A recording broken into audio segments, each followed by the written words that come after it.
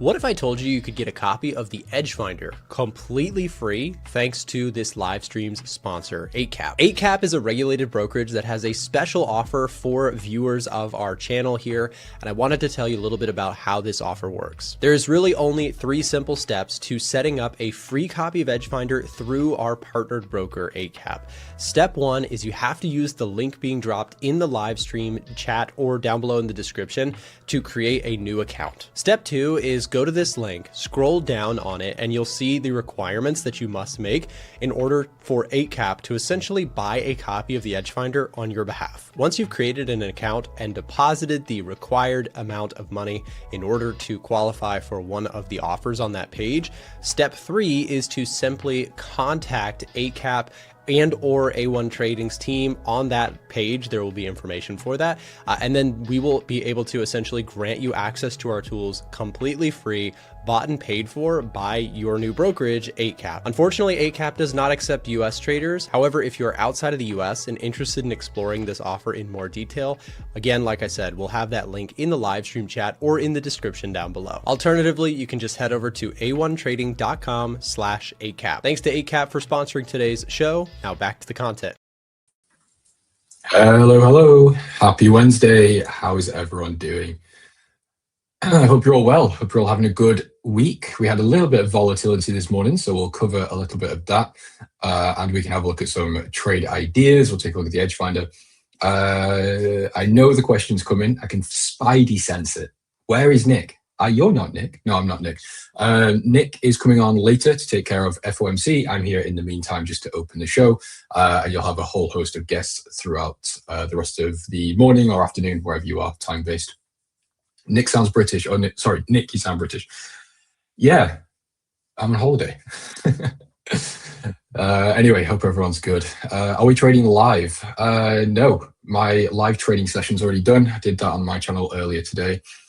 How do you feel about Iran considering strikes against Israel, violation of temporary ceasefire? Yeah, what a mess. So there is some headlines that came in. Let me find it. Lebanon is not part of the ceasefire agreement with Iran. What else do we have? Qatar Defense Ministry says it intercepted all missiles and drones launched from Iran.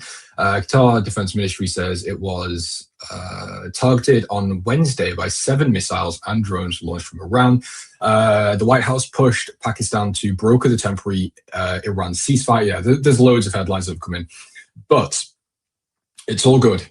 It's all good. So let's have a little look. I'll be completely honest with you. I got a little bit chopped up today. This morning I woke up to, what did we have? We had a Euro-dollar short that was stopped out for 1%. We had a pound Australian long that was also stopped out 1%. I had a scale in on dollar Swiss that was stopped out for about 0.2%. So a little bit of an ugly day for me so far.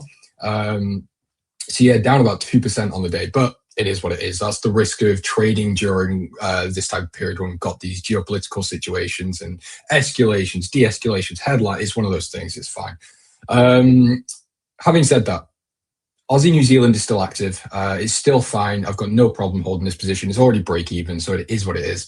I'm fairly sure I've not actually done any research today, but Aussie New Zealand still very bullish on the Edge Finder, score a positive 10. So my general rule set for trading is if the Edge Finder is bullish, I look to buy. If it's bearish, I'll look to sell. If it flips from bullish or flips from bearish into neutral, I'll generally look to close it. If it's still bullish, trade's in profit, break even, I'll let it run. Dollar Swiss, maybe not looking so good, but again, I will let this position run, especially with the fluctuation in headlines. I'm happy to just leave it. It is what it is. New Zealand yen is actually break even. I'm personally not in this trade, but it was called in my Discord. But yeah, I'm not in this one, so I'm not going to cover that one. And I am long actually on the pound New Zealand. I entered this one earlier today. So this one is more of a DCA approach, expecting things to sort of normalize and stabilize on the geopolitical aspect, and for fundamentals to take the main ropes again in market drivers. So pound New Zealand is still getting a very bullish reading of plus 12, which is obviously a fantastic sign. Trends are fantastic on the daily and the H4. The daily is now flipped out of this bearish trend into a new fresh bullish trend. So I'm happy to accumulate some very small long positions if we can continue to see this pull back. Obviously, if we start breaking below this 200 daily moving average, then okay, I'll admit defeat and close the positions. But beyond that, there is nothing going on my side. I am very, very sort of out of the markets right now. I've got obviously some positions open that I've just discussed, but in terms of actually placing new positions and really micromanaging or really doing anything, yeah, not really interested at the moment. So my watch list is completely empty right now. Completely removed everything this morning after we had those headlines, and I wanted to just reset basically for the rest of this week. Just keep an eye on how things develop and keep an eye on the fundamentals, keep an eye on FOMC tonight, and then maybe start repositioning next week. Anyway, sorry, I've completely ignored the chat for the past couple of minutes. Let me take a quick look at what you guys are saying. Sluggy, good to see you again. CHFJPY no longer a Bosch trade. I have no idea what a Bosch trade is. Maybe it's a typo. Aldi from Kenya, sup Kenyans. You know what's funny? We've got a shop in the UK called Aldi. I thought that's what you were talking about for a second. I doubt the news will. Not sure that I got stung as well. Yeah, I'm fairly sure quite a few people did. It's one of those situations where when we've got these environments where we've got geopolitical, the geopolitical environment is the main market driver. You either get escalations or de-escalations. No matter what, people are going to lose money because you've either got people that are betting, obviously, that we're going to see escalations or at least continuations. And then you've obviously got the other people that are on the other side. They're saying, oh, you know, taco Trump, de-escalation narrative, and they take the opposite positions or the opposite directions. So it is what it is. It depends what your view is. I'm not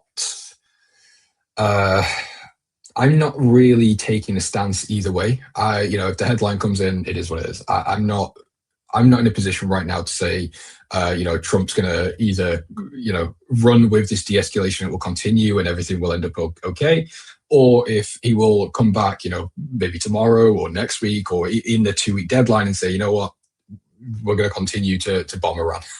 Who knows?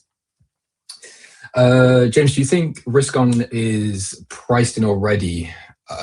What do you mean, Slow? Do you mean if the headlines are priced in terms of the de-escalation? If that's the case, I would say no, not fully. We've still got problems, if you will. So it's not just a case of, we've got 2-week ceasefire, or even if it's violated, regardless, we've still got the problem that the Strait of Hormuz isn't open. There's also that backlog. So maybe backlog's not the right word for this thing, but oil shipments are slow. They're very, very slow. I'm fairly sure, I might be slightly incorrect here, but I'm fairly sure the oil tankers move at around 11 miles per hour. Bearing in mind, they're traveling across the globe. So the period from when we have got oil, obviously the country, I'm talking generally speaking, of course, when the country's got oil and then it stops being supplied, that there's a period where we do still have oil, even though the supply is not really there anymore. Does that make sense? So the real effect of that hasn't necessarily hit yet, potentially. And then there's also, the thing of when is it going to open? How long is that going to take? So I wouldn't say it's completely priced in, because obviously there's still that uncertainty of if this 2-week ceasefire is going to just lead to nothing, escalations, de-escalate. You get what I'm saying, hopefully. Anyway. I'm not Nick. James is not Nick. I'm not, no. Just waiting for the market to settle. I think that's a good idea. That's kind of what I'm doing as well. What happened from news? Again, I need to know what. Do you mean the headline news, or are you talking about a specific news release? Gold up. What's up with gold? Let's take a look at gold, actually. I wouldn't say gold is up. Well, I suppose it depends how you view it. So we did have gold obviously up on the back of the headlines. We had the ceasefire announcement, or the ceasefire headline. Gold came up. We saw very typical what you would expect. We have oil has been elevated, feeding into inflation pressures or inflation upside, feeding into the sentiment, feeding into yields, central bank hawkishness holds, so gold down. That's what we've been running with. once the headline came out about the ceasefires, that kind of, not reversed, that's not the right way of saying it, but reposition the market, if you will. But I can't think of the right way of describing what actually happened, but that's basically what happened. So we've had this situation on gold. Headline came out to basically de-escalate that situation. So gold obviously caught a bid on the back of that, but because it's not a full ceasefire, it's not a complete end to everything. And we, as I said, we do still have the Strait of Hormuz closed. So gold spiked on the headline, but it's now correcting that move. First of all, because we had a bit of a violation, but also because the situation isn't completely neutralized. I feel like I'm speaking really fast, so I do apologize for not coming across correctly. I'm not explaining something fully. Anyone else having problems placing trades on TradingView? I'm not sure. I've not placed any trades today. I have had problems though with TradingView. Normally when, and I only noticed this once I actually started trading on TradingView, but when there is something going on, so like when gold was crashing, I think was at the end of January, start of February, also when oil was rallying, I did notice TradingView really slowed down, actually became a bit laggy. So you might be having that sort of situation, especially if there's obviously a lot of people placing positions, a lot of people on TradingView, servers might be backed up, but I don't know, I'm not a technical guy. Oil fell to $99. Do we bet that prices go back up? No, there is no reason to place any bets at the moment, I don't think. I'm at de-escalation from today. Met risk on, off. Yeah, no, I think the reaction is done for today off the headline we've had, yes. But in terms of the whole situation, no. Just longed pound New Zealand. I'm also long pound New Zealand. I quite like that one. Let's look at crude oil. Yes, we can absolutely take a look at crude.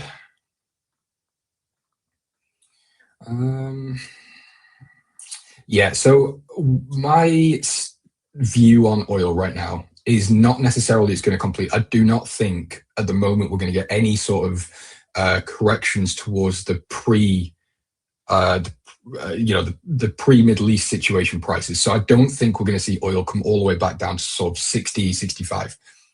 I think we've had that reaction, as I've already said.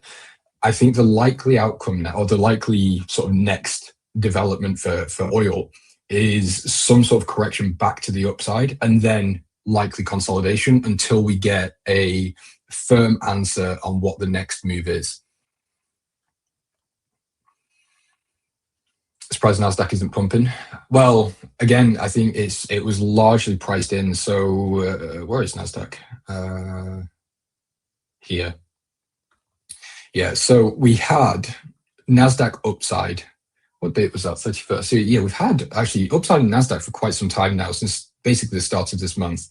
And then we had the headline come out, upside, and then I've seen kind of the same thing. It's like we've had the upside, it's been priced in. So what can we really do other than look to correct that headline move? Well, I don't really think there is much for us to do because it's still, again, that uncertainty in the market. Yesterday was an immensely great day. I'm glad to hear that cycling club. Euro dollar. Let's take a look. Yeah.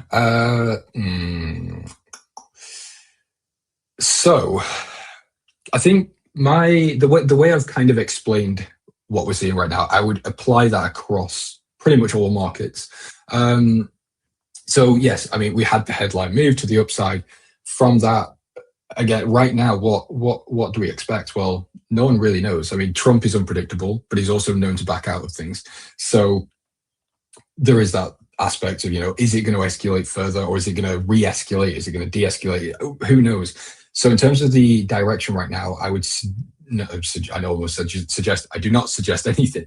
I would imagine we do just correct, maybe not all of this sort of bullish or the reaction candle, but I would imagine that we do correct at least a partial portion of it. So even if it's just sort of a 50% retracement of it.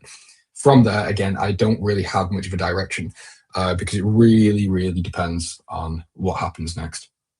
Because bear in mind, in environments like this, where we've got all the markets are driven by the geopolitical aspects, we're not, or the fundamentals are just not relevant, to be perfectly honest with you.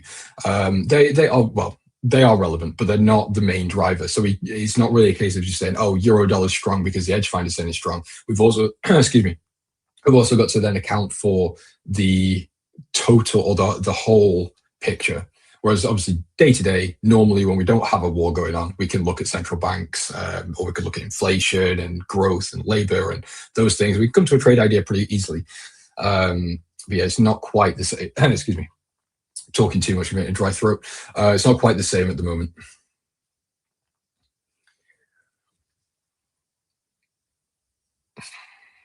Aussie New Zealand longs from 1.205. So let's go to here. Where's my thing here? 1.205. I think that's reasonable. I do, yeah. I mean, technically speaking, I do quite like it. But what I've not done actually is just sort of measure this pullback here. So yeah, I really like it. So what we've got within this level is a little bit of previous structure, nothing overly crazy, but we do have previous support over here, previous resistance. Obviously, if we could see a little bit more downside into this fib zone, maybe that would be a good long position. But in terms, again, as I've already said, I'm not looking to really place anything new at the moment. I'm happy to just let the open positions run, and then sort of just take the markets day by day with headlines. It's been a hectic 3 months. It has. It's been a very, very wild year, to be honest, so far. I mean, even last year. Yeah, it's been interesting to say the least to trade while Trump's in office. Also, we've gone from tariffs to war. Yeah, intervention has become a myth now. Yeah. Silver's -6, is it? It is. Yeah, silver's getting a bearish reading, which is interesting. I mean, that's good for me long term because I've been saying this for a while, but I do like the idea of buying silver at some point, not right now, but if we can see something, whether it be continued downside on silver down towards sort of 55, I might start buying silver. At the moment, I'm not ready to do that, but yeah, I do think accumulating silver whilst it's still in double digits is quite a nice idea. What do I think about yen intervention? It's not likely at the moment, I would imagine. I say this all the time, but it's unpredictable because we do not get warnings. Luckily, I didn't take that. We don't get a warning. So it's not a case of, the MOF says, oh, by the way, guys, we're going to intervene on, Thursday at 4 p.m. It's like, oh, the market just spiked. What just happened? Oh, it was an intervention. So there's that side of, I could sit here and say, I don't imagine that's going to happen. It could happen tomorrow, but I would seriously imagine it's not likely at the moment because, as I've said multiple times, the pattern that we see on these interventions is low liquidity periods is when they happen. Right now, it's not a low liquidity period. So that would be something like a US holiday. In fact, normally US holidays, bank holidays, that type of thing.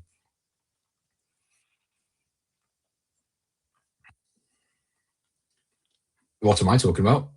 In respect to what? I can clarify if I've, not explained something properly. Because I've only got about 10 minutes left, so I'm trying to sort of speed run through all of these points. So I might have misspoke, or I might have not covered something in enough detail. The passage of oil tankers through the Strait has been stopped, but yeah, I really missed the stability. Well, I mean, there's pros and cons. Volatility can be beneficial, but it also, yes, can be an absolute nightmare to deal with at certain times. GPAUD, yeah, so I was long on GPAUD, but I got stopped out on this move here. So the reason I was long is because it was bullish on the edge fund. I think it's dropped off now. It has, yeah. So I've actually got no interest in the pound Aussie anymore, long or short. So the reason I was long was, first of all, because it was so bearish on the edge finder for such a long time. It flipped bullish and quite convincing. I think it went up to, I think it was a +8, give or take. And we were also seeing rejections of this 200 weekly moving average. So I was like, you know what? We've already had quite large downside. The edge finder's flipped. We're bouncing off this 200. Maybe we can get some sort of mean reversion back up to these, back up to sort of around this previous low over here. Didn't work out. It is what it is. But at the moment, the fundamentals are not there. And I just don't see a reason to be trading the pound Aussie right now.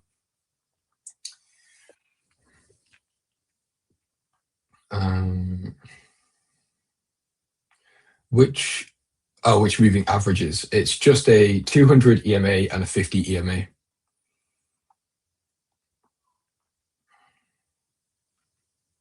There is no hard take profit on Aussie New Zealand. It's a case of just trailing stops and letting the trend do the work.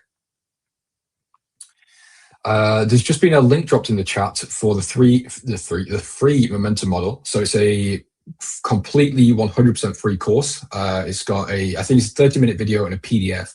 No strings attached, no paywall, no cost. So if you would like to learn a little bit more about the Edge Finder and how to take the Edge Finder and apply it to actually taking trades with pullbacks, fibs, trends, get that. It's, again, 100% free.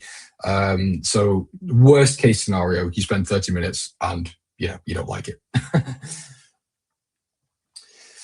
GPAED thoughts. We've just spoken about that one, so I'm not going to do it again because I'm a little bit strapped for time. Do I have any ongoing trades? I do. Yep. So Aussie New Zealand, I'm long. Dollar Swiss, I'm also long in a bit of drawdown. Pound New Zealand, I'm in started a DCA approach, so it's very, very small size. But yeah, looking to buy this on dips. New Zealand yen, I'm personally not in this trade, but it was won by my team. So this one's stops at break even on this trade. So it's very likely just going to be a no win, no loss trade. But yeah, that's it. As I said earlier, I'm keeping my trading relatively light at the moment just because I'm not very comfortable having much risk on the table given the current landscape. My best to sit out until headlines slow down. Yep. Euro New Zealand longs. No, I wasn't in Euro New Zealand longs. Hi James, you mentioned you have your own channel. Please kindly share the name. The link to my channel was in the chat if you scroll up a little bit, but if you just search, I don't even know what you said. I think Forex James, my YouTube channel should come up. Or they might drop it in the chat again before I leave. CAD Yen. CAD Yen. I don't think I really have anything specific on CAD Yen. So when you're trading the CAD, first of all, you obviously need to understand it's driven by oil heavily. So you would need to first of all decide what your bias is. Do you think we're going to get the Strait of Hormuz reopened soon or not? That would heavily dictate what you think of CAD Yen.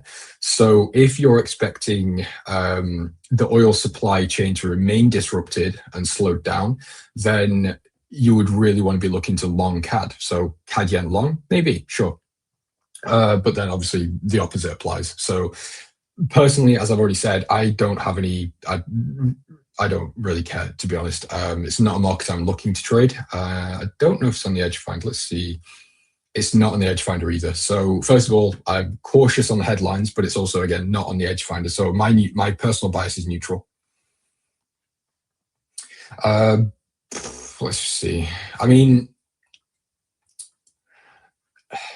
yeah, I just can't really justify anything on that market. I was going to try to look for some sort of entry, but to be honest, there's not really an entry, even if I tried to force one.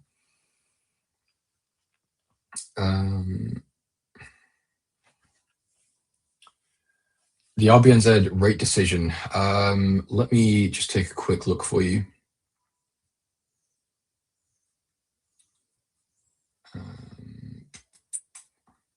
Hold on, just bear with me. I'm trying to pull it up.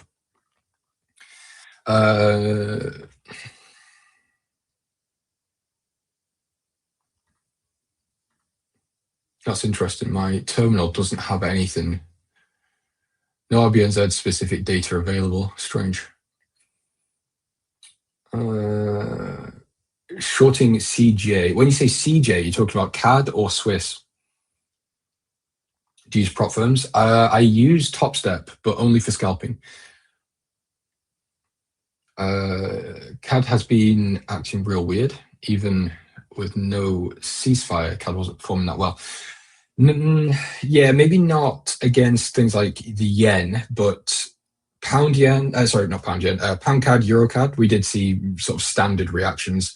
CAD strengthens with oil, and now obviously we're seeing a little bit of a downside. So kind of hand in hand, if you will. Obviously, when I say they're related heavily, they're not one-to-one markets. So, for example, if oil moves 10%, it doesn't mean the Canadian dollar is going to move 10% as well. But when oil does move with strength and for a reason, generally we will also see that reflected with the Canadian dollar.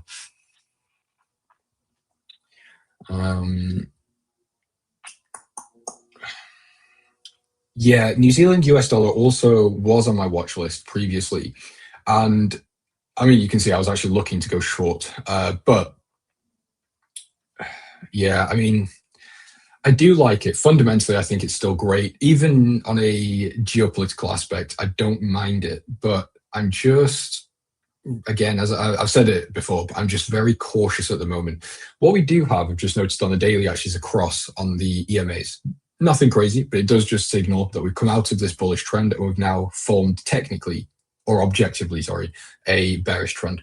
And we are seeing this rejection of our 200 daily moving average. So if we can see maybe a nice H4 candle close, maybe it could be quite a nice position. But yeah, I would remain cautious. So I would say the New Zealand US dollar is probably the most, in my opinion, not financial advice, the most optimal trade right now, purely because the edge finder is giving it a bearish reading. It's the most bearish reading. Technicals look okay.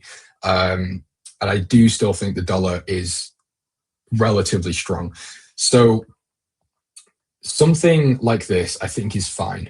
But I would just need to wait for this H4 candle to close and then maybe. But in terms of in terms of the risk for this trade, I think I would have to massively decrease, something like 0.25, maybe 0.5 at max. But yeah, it's just not an environment that I'm happy to be overly involved with. Hey, I'm new past my eval, but I don't understand gold past 3 days. What do we do? Okay, there's a few people asking for gold, so let's take a look. So, how much time do we have? I've only got 2 minutes, so I'm gonna have to try and be quick with this. Yeah, I mean, there was confusion around gold. Why was gold weakening in a war? Very simple, because oil was strengthening. Oil strength means people have to spend more on energy bills.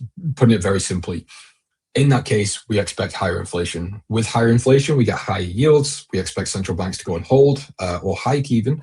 So when we've got that aspect, and obviously then we've also got the dollar strengthening, we've also got some currency strengthening on the higher yields. When we've got that situation, gold isn't in an environment to strengthen. If anything, it's actually in an environment where it should be weakening, which is what we saw. Now we had the ceasefire headline. We did see gold spike because obviously that's sort of a reversal on what I just spoke about, or a slight reversal. But because we've had a violation of the headline, a violation of the ceasefire, and the ceasefire is only for 2 weeks, we still don't know what's going to happen going forwards, really. So gold is in a bit of a limbo right now, which is why I'm not really paying much attention to it, because there's just no reason to trade it. It's almost like a little bit of a coin flip, in my opinion, right now, because obviously it's either we get an escalation or we get a de-escalation. It's like, well, I don't really want to just place some money in the market for a coin flip.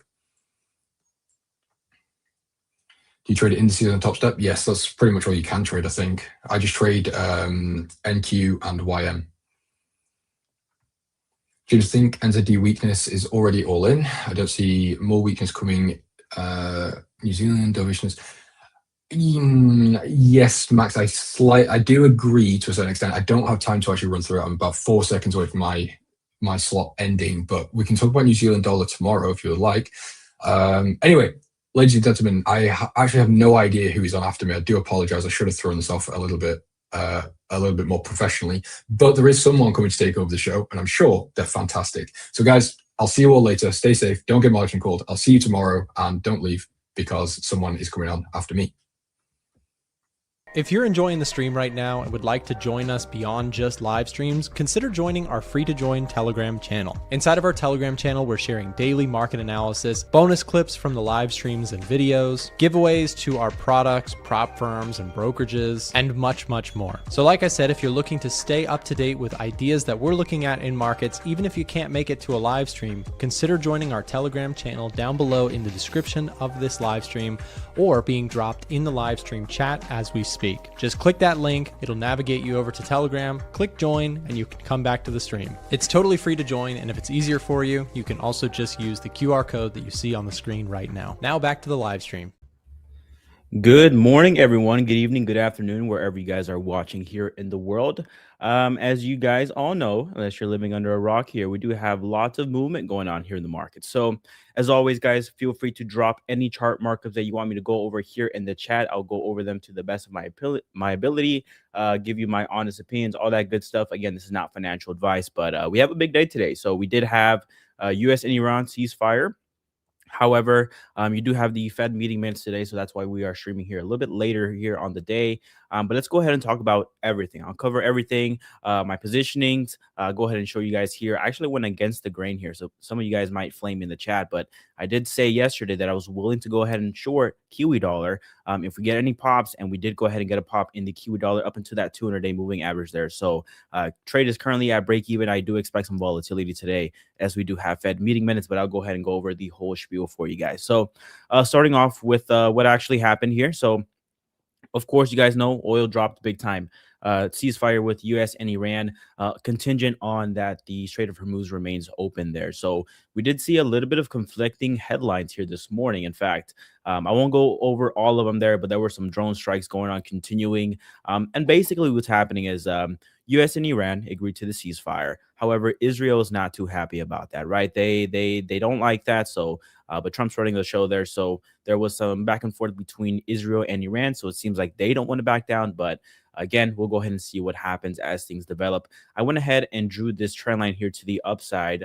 Again, this is just my personal trend line. So technicals are subjective to the individual, so take this one with a grain of salt here. But we did go ahead and see some kind of a bounce on this uptrend here. So if we get a break below that, then I say that that's pretty good, right? Maybe we see some continuation to the downside, but for now, we are kind of chugging along here. So that's what we got going on.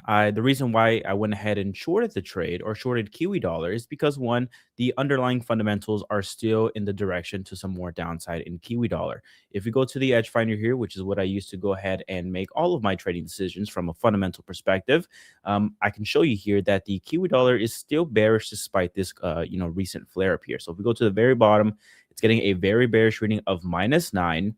And so the reason for that, right?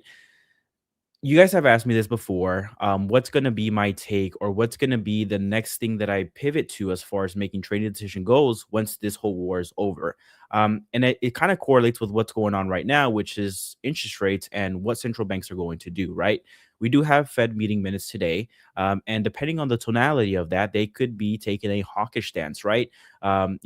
Depending on how long it takes for this oil spike to pass through, that's definitely a possibility. And if you do see that, then perhaps we do see a little bit of a repivot in the dollar, right? This move has already happened. So I'm not going to be chasing price to the downside when it comes to oil up or dollar down, right? This thing has happened. These things don't just go in a straight line to the downside, right? So you do have the possibility of that, right? You do have the possibility that the straight doesn't open up as easily as we thought, right? Iran has been known to go ahead and drag their feet when it comes to requests like that. So that's still unknown. We did go ahead and bounce into the 200-day and 50-day moving average there on the dollar index, and we seem to be popping up a little bit there. Again, though, if this thing decides to de-escalate, right, and the dollar continues to fade lower, then I just take the loss, I move on. But that's my first attempt there on the Kiwi dollar. What I like about the Kiwi dollar compared to the US dollar, right? Kiwi Central Bank, the Royal Bank of New Zealand, has taken a very lax stance when it comes to the elevated oil price. They basically say they're going to be neutral on it. They're going to let it pass through. They're going to try to cut as soon as they can, things like that. Whereas the Fed, as we listened to the last meeting that we had with Jerome Powell, he was basically saying, the base case is keeping rates steady for as long as we can, and potentially hiking if needed, right? So there's a little bit of divergence there when it comes to those central banks.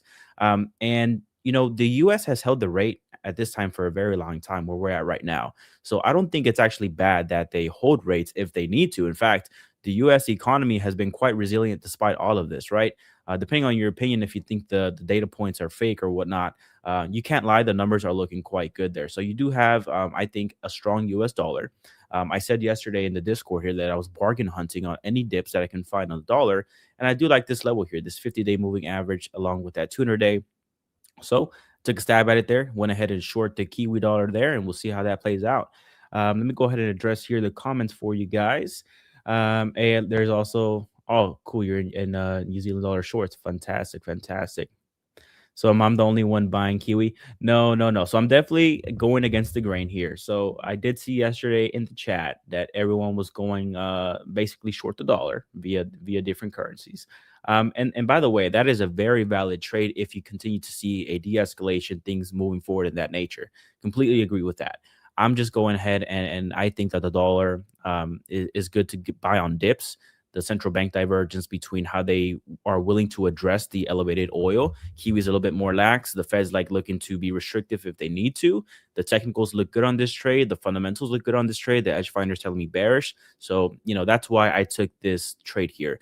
Very risk defined, low risk. I understand that this can get stopped out very, very quickly if you see a de-escalation in the Middle East. So that's kind of what I'm watching there. But for now, the trade is here and break even. Again, I do expect some volatility as the day progresses once we do go and see those Fed meeting minutes and we kind of break them down there. So that's what we'll be doing here for the stream. Later in the session, we'll go ahead and break down the meeting minutes and we'll give you guys a good update on that. Okay, so any chart markups here that you guys want me to go over, I would be more than happy to go ahead and cover them for you guys. And if not, I do have my friend Marco here joining us in a minute, so I will be good there.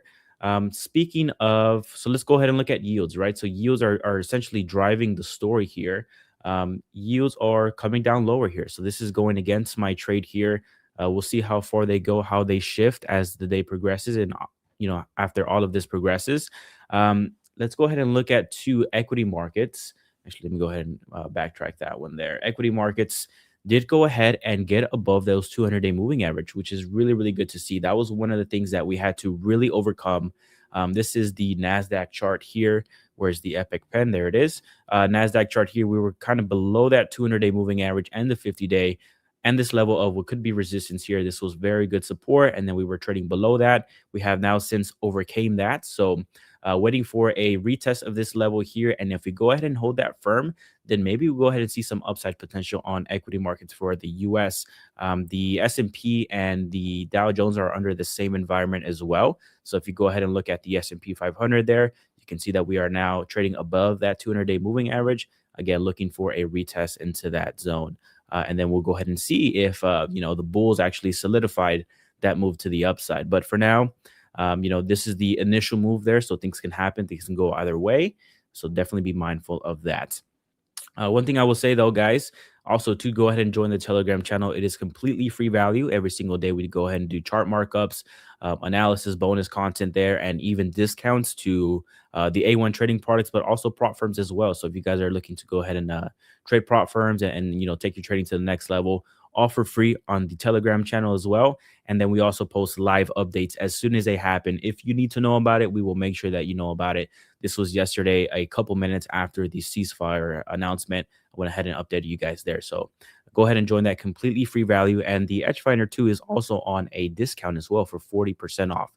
So definitely go ahead and take advantage of that. Someone says, Alan, dollar Swiss. Okay, I love that. I love that chart there. Dollar Swiss trading all the way back up into this level of support. This was support for a long time. Then it turned resistance here. So support once, twice, 3, 4, 5 times there. We finally broke out and then we came back into this level and it was really, really strong resistance for a long time there. So this level here that we're currently in is a strong one. You can't doubt that. Now the question becomes, is it to the upside or to the downside there? I think that if you are a dollar bull like myself there, you think the fundamentals for the dollar are pretty strong. I think this presents a good risk to reward opportunity, perhaps a market order here and a stop right below that 50-day moving average that you see there in red there. I think that's a good risk to reward. And then you can target, the recent relative highs or even the upper end of the channel there. Let me go ahead and refer to the edge finder to see what that score is looking like. From my understanding, though, it should be a bullish one. So let's go ahead and see dollar Swiss. Dollar Swiss is getting a neutral reading actually. So perhaps not the strongest. However, the technicals look really well. So my personal opinion, I'm already in Kiwi dollar short. However, this one to the upside, if you are like myself in the camp of dollar bullish, strong fundamentals, or if you're in the camp of you want to kind of hedge a little bit of what's going on right now, right? Have some diversification. Then go ahead and I would go ahead and take that trade. Not financial advice, of course, but it seems to be like a good risk to reward right there. UJ, oh, absolutely. So let's go ahead and look at this one. This one's a very interesting one. There's a lot of forces at play here. Obviously, you're getting some softness in the dollar, so that's what goes ahead and makes UJ go lower there. You are also at this level of resistance here, this 160-ish area, anywhere between the high 158s, 160, 161. This is all a level of resistance there. But what also makes this chart interesting is that you do have the Bank of Japan that is very interested in strengthening the yen if it gets too weak against the dollar at these levels. The 160, 162 area, not a good look there for the Bank of Japan. They want to go ahead and intervene. They verbalize that intent as well. But the only thing that makes that tricky is the timing of it. No one knows the timing of it. It is purely a speculation play. If you decide to short the dollar yen on that, that's something I attempted here last week. And I got out of it for a break even because the swaps are heavy and, there's chance that there was escalation. And so the dollar continues to chug higher. But now you're starting to see a de-escalation, a softening dollar there.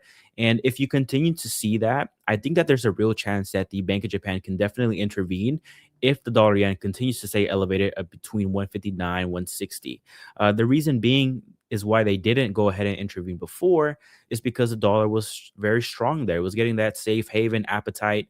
People were really trying to get into the dollar. And so they were essentially going to, if they were, intervene into strength in the dollar, which, could have made the intervention or the strength in the yen short-lived there. But now they're starting to see the opposite. So if you see a weak dollar and they intervene into that, that could actually go ahead and propel this thing lower. And they're not actually going against the grain, if you kind of get what I'm saying there. So if that makes sense, go ahead and type yes in the chat. Hopefully I articulated that well. But yeah, dollar CAD. Dollar CAD was actually one of the pairs I was looking to take.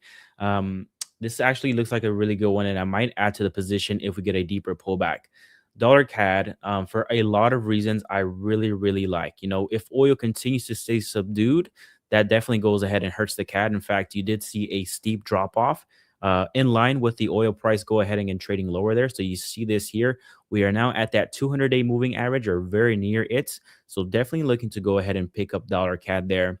In fact, I might go ahead and after the Fed meeting minutes, depending on the outlook there, I might actually scoop up some dollar CAD. And if not, I think picking it up right here, if we get a deeper pullback into this level, is actually a very, very strong trade there as well. So yeah, the dollar unwind is not by surprise. I was definitely expecting that, but I'm definitely looking to go ahead and buy the dollar on any dips. In fact, let me go ahead and verify. Dollar CAD is getting a neutral reading, very borderline of 4. So not quite a bullish reading of 5, but very, very close to it. But yeah, dollar CAD is one that I'm really, really looking to go ahead and take on there, especially because, if you continue to see oil prices lower, the Canadian dollar is somewhat pegged to that. And so that would definitely go ahead and hurt the Canadian dollar and, have this chart go ahead and drift higher. So the technicals are looking quite good right now. We'll go ahead and see the confirmation from the Fed meeting minutes, depending on how they are willing to tackle the said elevated inflation that we've experienced or elevated price of oil that could lead to inflation. We'll go ahead and see that. I'm not going to add it right now just because I'm already short Kiwi dollar. So I don't want to be too heavy in a position without letting the meeting minutes play out, if you guys understand what I'm saying. Max said, USD CAD, I'm waiting lower. Yeah, man. Yeah, me too. Me too. Am I still in my Swiss yen trade? Yes, I am. Swiss yen is right there, right below that 50-day moving average there. This thing has been very, very slow as far as playing out. We've been just kind of hanging out here in this level was in brief, very, very small profit, then very, very small drawdown, and we've been kind of just hanging out there as well. But we're still below that 50-day moving average, so that's kind of like the resistance level that I'm looking at. We're actually hanging out within this trend line as well. But again, this one's gonna be pretty slow, but it's giving me positive swaps, so I don't mind trading in this direction here. But we'll go ahead and see if you were to see dollar Swiss actually get a pop, then this one will go ahead and go lower. So I like Swiss yen still. USD CAD longs are fire. Yeah, man, I'm waiting for that. Thoughts on pound dollar? Yeah, for sure, Felix. So pound dollar definitely elevated in these rejecting this level here on a very short time frame here. If you go to like a 4-hour or 1 hour, you can see that we've rejected this level. However, in recent times, the pound has actually gained some strength. So you are seeing it like up here in the very bullish camp. And if you go to the Eco Surprise, let's go ahead and go to macro scanners, surprise index, you can actually see that the pound dollar is actually picking up some steam there. So this one is in green. So kind of relatively strong there. Again, it depends. But I think there's better ways. I think if you're flat and you're looking to enter, I think Kiwi dollar is still very weak. So that one will be the preferred one in my opinion. And you actually got a decent pullback in that one too. So the technicals line up just as good as the pound, I would argue. Yeah, USD CAD long, nice. Yeah, we can all agree on that. Aussie yen, I haven't looked at that. I would imagine it is through the roof. Kind of, yeah, very elevated there. I wouldn't trade this. I don't know how I would trade this. This one made a lot of sense when the Aussie dollar was very hawkish, really looking to raise rates, all that good stuff. All of that was going for it. And then you saw some misses in economic data, like their unemployment rate came in soft, other things as well. So I don't know. I don't know if I would trade this one. I think there's better ones out there. But if we could look at the top setups page, let me go ahead and look at that for you, give you the score. Let's go ahead and see Aussie yen. It's getting a neutral reading of 3 as well. So yeah, probably not the best one. Probably not the best one. Thoughts on pound Swiss long? Okay, pound Swiss, that sounds interesting. So pound Swiss getting a very bullish reading of 10. So I love that. Let me go ahead and look at the chart for you guys here. Pound Swiss. All right, so we're kind of chopping around here. Chopping around between the 50 and the 200 day. So, man, I don't like trading in between ranges just because it can go either way. And the risk or reward, depending on which direction you go, is the same, which is not good. So, if you get filled here, you do have equal amount of risk to reward ratio. So I would wait. I mean, obviously the bias is long on this pair. So I would wait for a pullback of some sort, somewhere around here, 1.05500. That's a good level here, a good relative discount relative to where we've been trading at in the past. If you're already filling the position in this good area, then fantastic. You're kind of killing it there. But as far as placing a new trade, kind of tricky. I wouldn't trade in the middle of this range. What are your thoughts on pound Kiwi? Pound Kiwi, I would say pretty much similar. Let's go ahead and look at the technicals there. So Edge Finder, I did say that, let's see, pound Kiwi. Okay, look at that. Pound Kiwi is getting a very bullish reading of 12. However, different dynamic there, right? You are seeing this one is actually relatively discounted, maybe testing that 200-day moving average closer to that. Let me go ahead and switch this out. By that 200-day moving average, versus pound Swiss was in the middle of the range. So this one's actually giving you a little bit of a pullback opportunity. That kind of looks good there. So thank you for that, man. I might investigate this one further and go ahead and trade that one myself. But look at that. Pound Kiwi trading into that 200-day. You can put your stop right here or right here, depending on how far you want to take it. And then you can just target the recent high. So I'm actually going to go ahead and write that one down, pound Kiwi.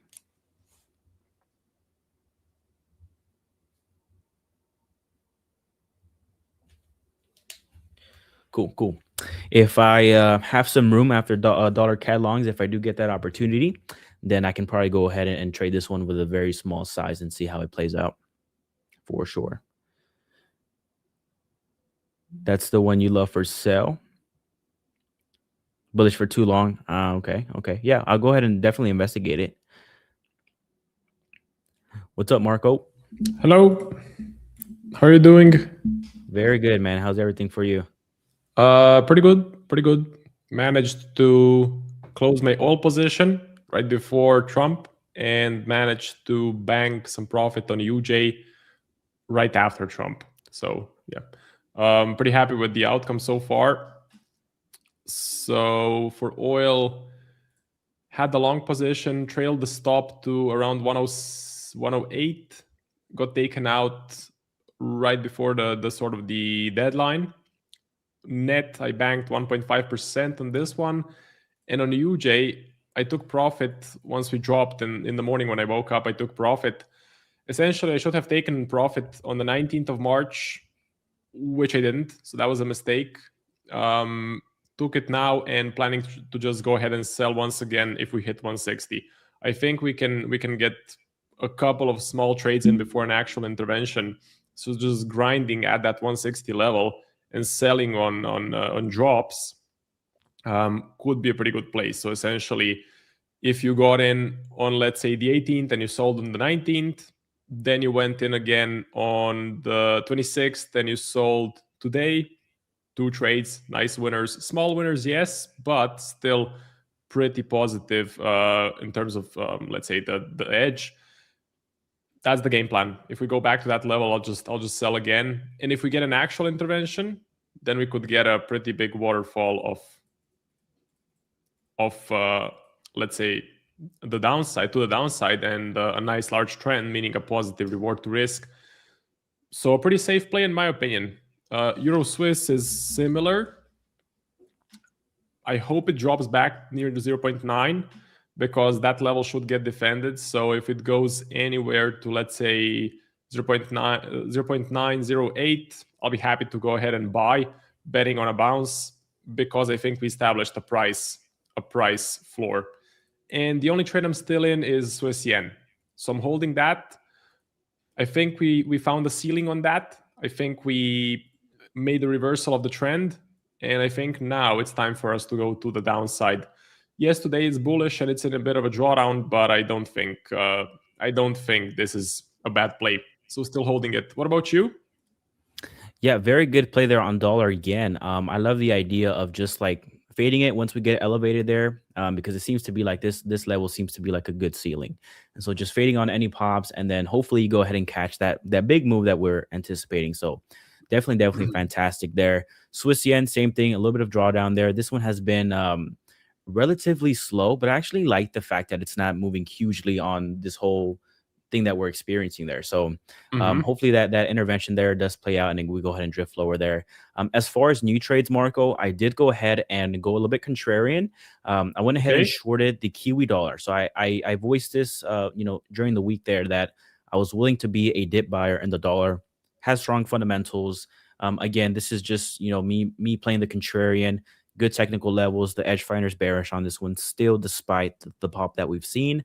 And one thing that I'm kind of speculating on is that if you were to get a hawkish meeting minutes or neutral hawkish, where last time the Fed or Jerome Powell said that they're willing to go ahead and hold rates if necessary. That's the base case, or hike rates if needed, right? Whereas the Royal Bank of New Zealand has actually taken a very lax stance at this whole elevated price of oil and the inflationary pressures. They're basically looking to look past it and cut rates as soon as they can. So I do like that divergence there in a central bank, from the tones that we've been hearing. However, that will be solidified today. We'll see. Maybe we get surprised and the Fed's like, hey, man, we're looking to cut as soon as we get a chance. And then that will definitely go ahead and disrupt my trade. But I do like that. The fundamentals behind the dollar are very strong as well.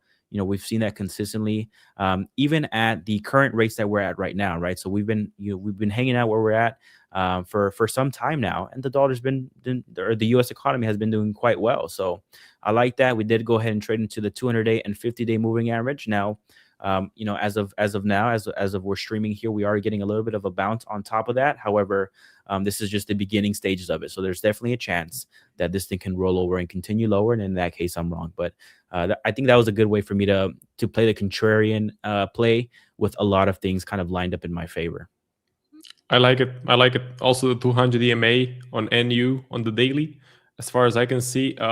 One thing that I like is about your positioning is we got a ceasefire, but US is saying one thing, Iran is saying a whole different thing. Like, is the strait open? Are ships passing through? I don't think so. I think only a select few ships can pass. I think it's 10 to 15 ships. If you look at financial juice, where is it? No, I agree with you there.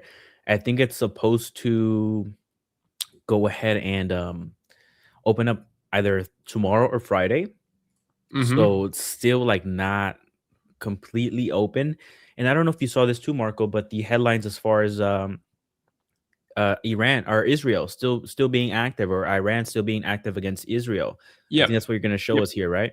Yeah, I mean, this is the latest one. So Saudi Arabia's vital east-west pipeline carrying crude has been attacked, probably by Iran or allies. So that's not great. I mean, yes, you could make the case for the leadership decided to do a ceasefire, and now it takes a few hours or maybe even days for the order to go through all of the smaller posts. But with Iran's track record, maybe we don't get a real ceasefire. And I think, as you mentioned, Israel is still attacking Lebanon, and the ceasefire doesn't seem to mean much for them. So it could be just Trump getting ahead of himself, trying to save the markets. I mean, what I think could happen is the midterms are approaching, and Trump is looking for any off-ramp to end this thing, and probably he thinks that his popularity will go up if he ends the whole conflict, because he'll be like the savior that brought peace, where he started in the beginning as well. But yeah, that's what I'm thinking. Just a second, I'm getting a call, so just give me 1 second. Sure thing. So yeah, to Marco's point, there is a somewhat willingness to go ahead and end the war there. You have midterms, which is very important there as far as for sentiment of the general public. So I do see that happening. And so the basis of this trade here is basically essentially a little bit of a diversification of what the market's currently trading on right now. So this was a good attempt, in my opinion. You have the technicals lining up, the fundamentals there, but obviously I do want the war to end. So I'm very okay if I lose out on this trade, as a result of that.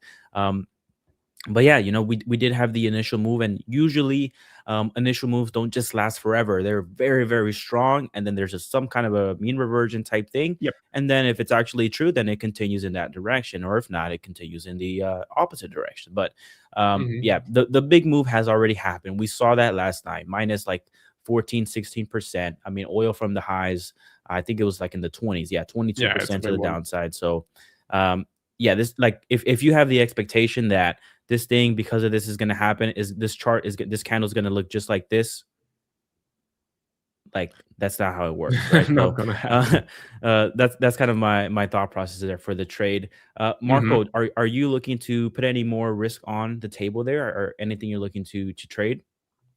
Absolutely. I'm pretty flat. I only have the Swiss yen sell. I would like to add to my book, but I'm a bit confused with the ceasefire.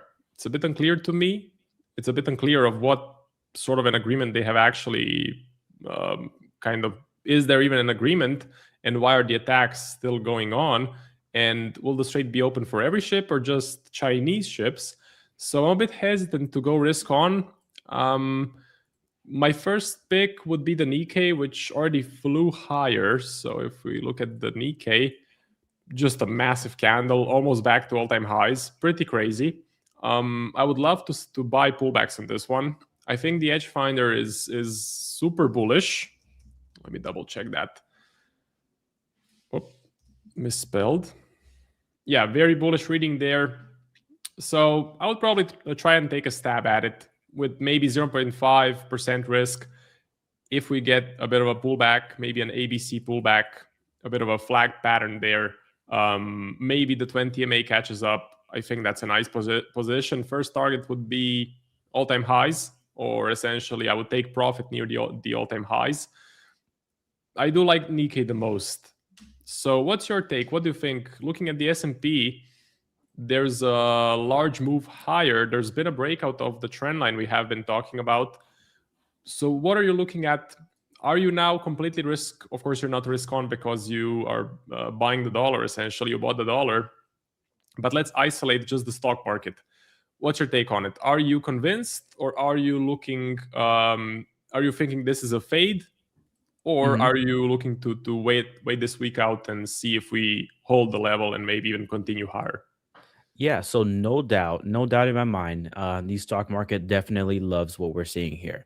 We reached the 200-day moving average, which is a big hurdle that we had to overcome as far as equity goes. We are now above the 50-day as well.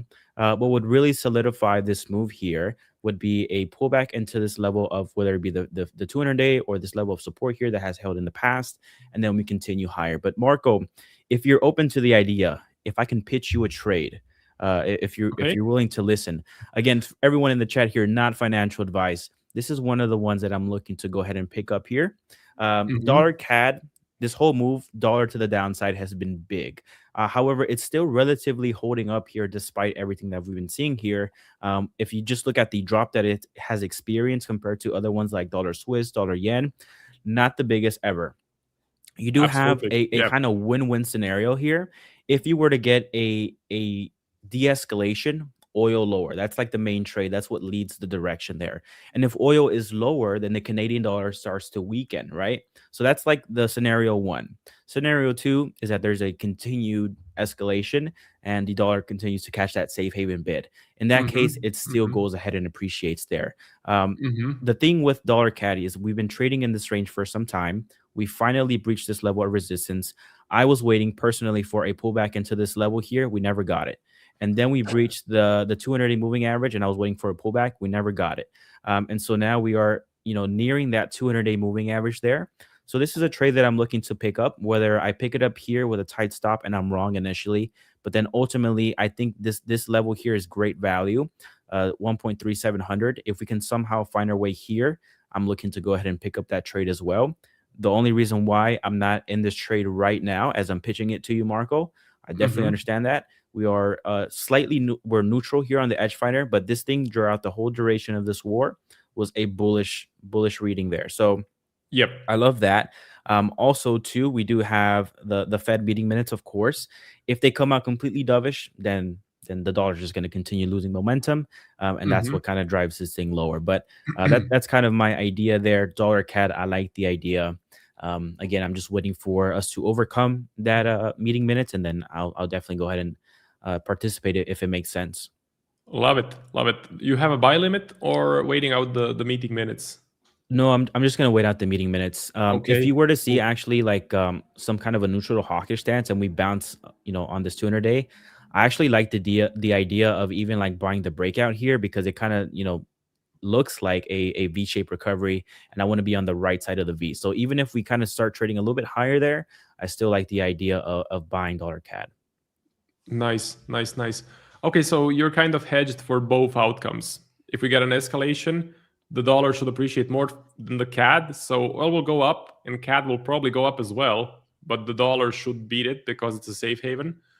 But if there's a de-escalation, then the CAD should go down and the dollar, which kind of keeps the dollar a little bit under. Yeah, so your losses are kind of limited. They're limited. You can have a tight stop loss.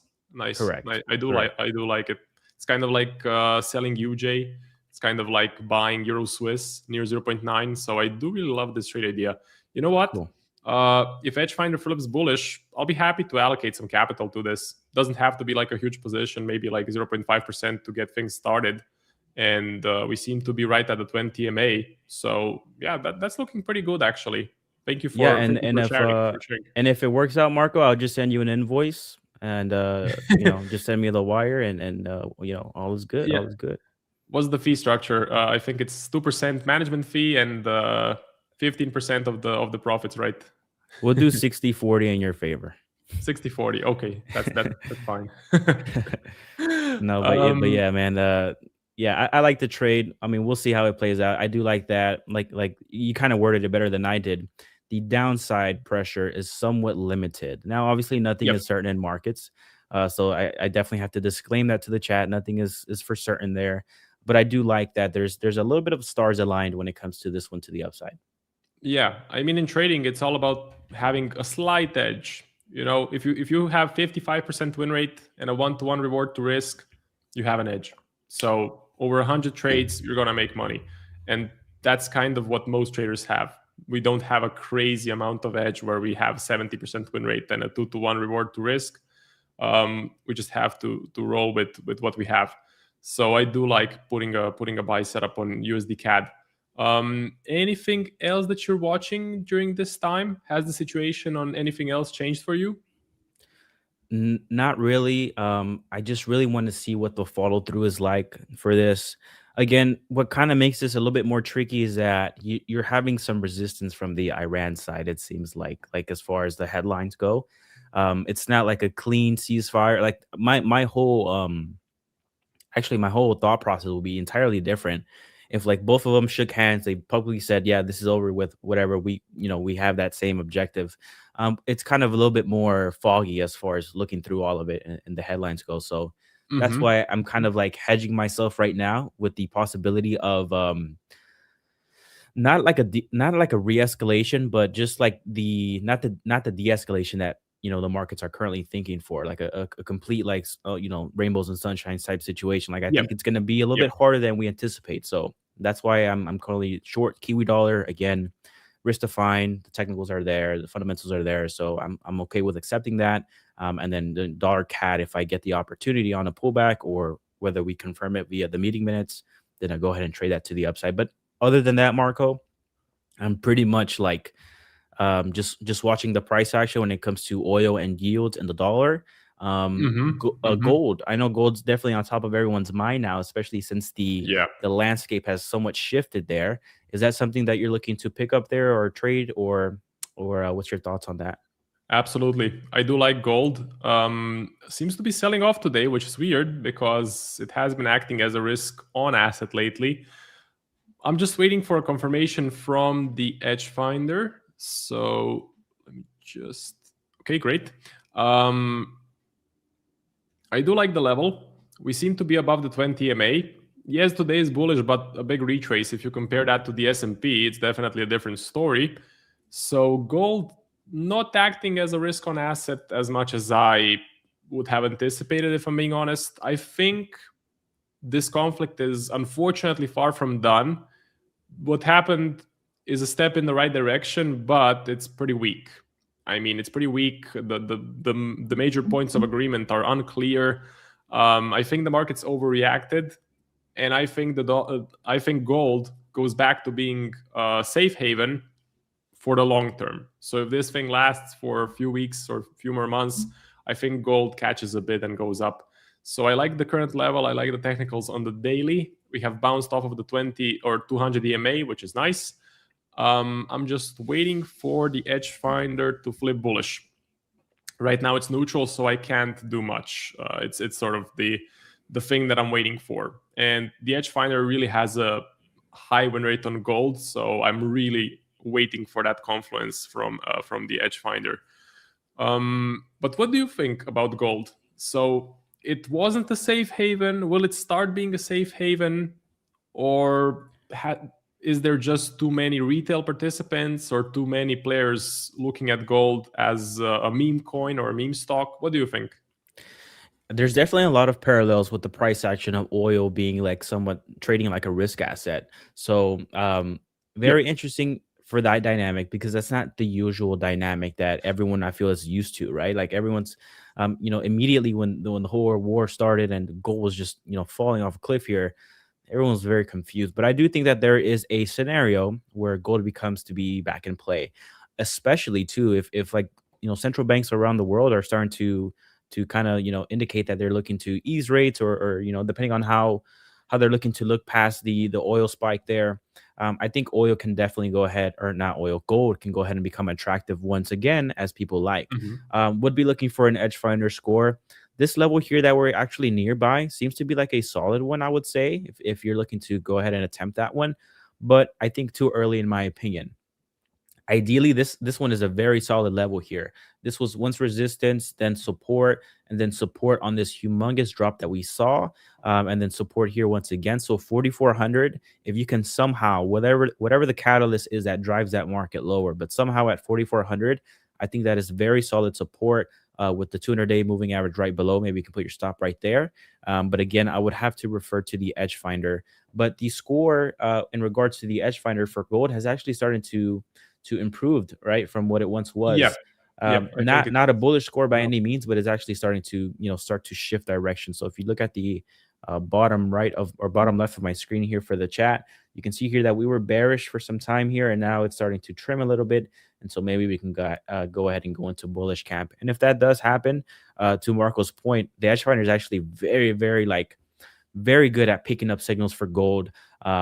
I would give it huge props to that. So for all the gold traders there, like if you're looking to participate in gold or don't know what to do, I'm going to say get the edge finder, because once it starts to show that it's actually bullish, there is actually a high probability in that favor, once you have the technicals aligned, of course, to go ahead and trade that to the upside. But maybe gold starts to wake up from the dead. Hopefully. I mean, the investors and traders that I'm watching, long term, they are long gold.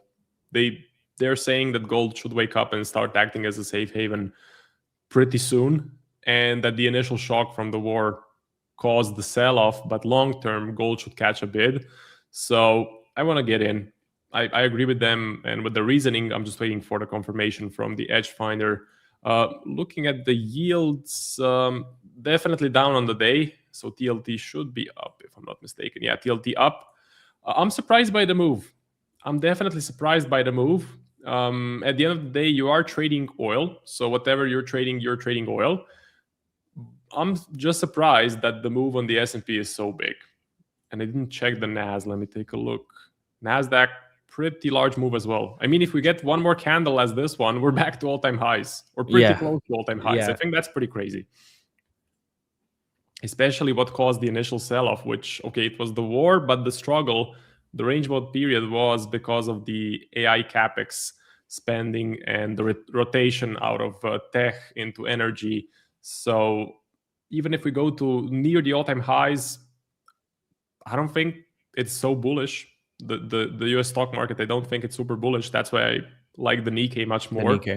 Yeah, Nikkei, absolutely my pick. And I mean, the move on the Nikkei today, I'm guessing other investors are looking at this as well. So it looks like I'm not the only one, because the move is absolutely massive. Yeah, a lot of people are, it's becoming more normalized now to definitely go ahead and dabble into, foreign equities and all that good stuff. And, the Nikkei is definitely betting off of that. So very, very good there. Marco, I'm going to go ahead and start to transition out here. I did get a call from the wifey, so I'm going to go ahead and return that one. Yeah, sure. I'll let you go ahead and do your segment there. You got a DNA funded challenge. But everyone, thank you guys so much for watching. You are in great hands. And then we'll be covering the meeting minutes here with Nick and I believe Chris Pulver towards the end of the show. But thank you, Marco. Hopefully we can get that dollar cat position sometime today. And again, I will be collecting for that. Sure. Send an invoice. All right, man. Have a good one. Take it easy. Yeah. Thank you, Alan, and see you tomorrow. Alrighty. See you. So I want to post the jot form for the giveaway, which is right here. If you want to participate in the DNA funded giveaway, just fill out this form and you will get entered into the giveaway. So it's going to be a 5K one-phase account. Check it out. If you're looking to get funded, we have a discount code for you, and the discount code is A1 Live. So it gets you 25% off any DNA funded challenge. Okay, 25% off any DNA funded challenge, A1 Live. And I'm currently using DNA. I have a funded account. I'm down 1%, so I'm down around $300. I have 2 trades open. I've managed to climb back out of a drawdown. I was down, I think, minus 5%, and now I'm back near break even, you can say. I had a pretty good experience so far. There's a big broker behind this prop firm, And they're using Trade Locker, which is absolutely amazing. Two greatest things about Trade Locker as the execution software. First, you don't have to use a position size calculator.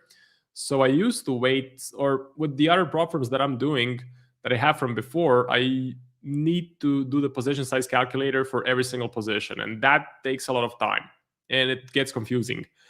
Trade Locker has the thing built in. Second thing, if you hit the profit target for the phase 1 or for phase 2, automatically the positions get closed and you pass. So no need to hunt for a profit target if you have multiple positions. It does everything automatically in the background. So I highly recommend DNA. Had a great experience so far. Once I hit $300 in profit, I'll probably request the first payout. So let's hope that happens. I'll do my best. The probabilities will decide. And with the code A1Live, you can get 25% off. So out of all of the prop firms that are actually reliable, and there's like 4 of them in the space, I think you get the greatest price with DNA with this code. Run through the watch list. Let's take a look. Oil prices, or oil. I'm out of this one. This was a signal in the A1 Discord. I don't mean to bombard you with links and codes, but the A1 Discord is, I think, the best Discord in the space. You have Alan, Nick, Chris, Iwind. So you have a bunch of traders who know what they're doing, who give out trades as ideas, of course. So it's not financial advice, but the trades are absolutely high probability and long-term can make you a lot of percentage.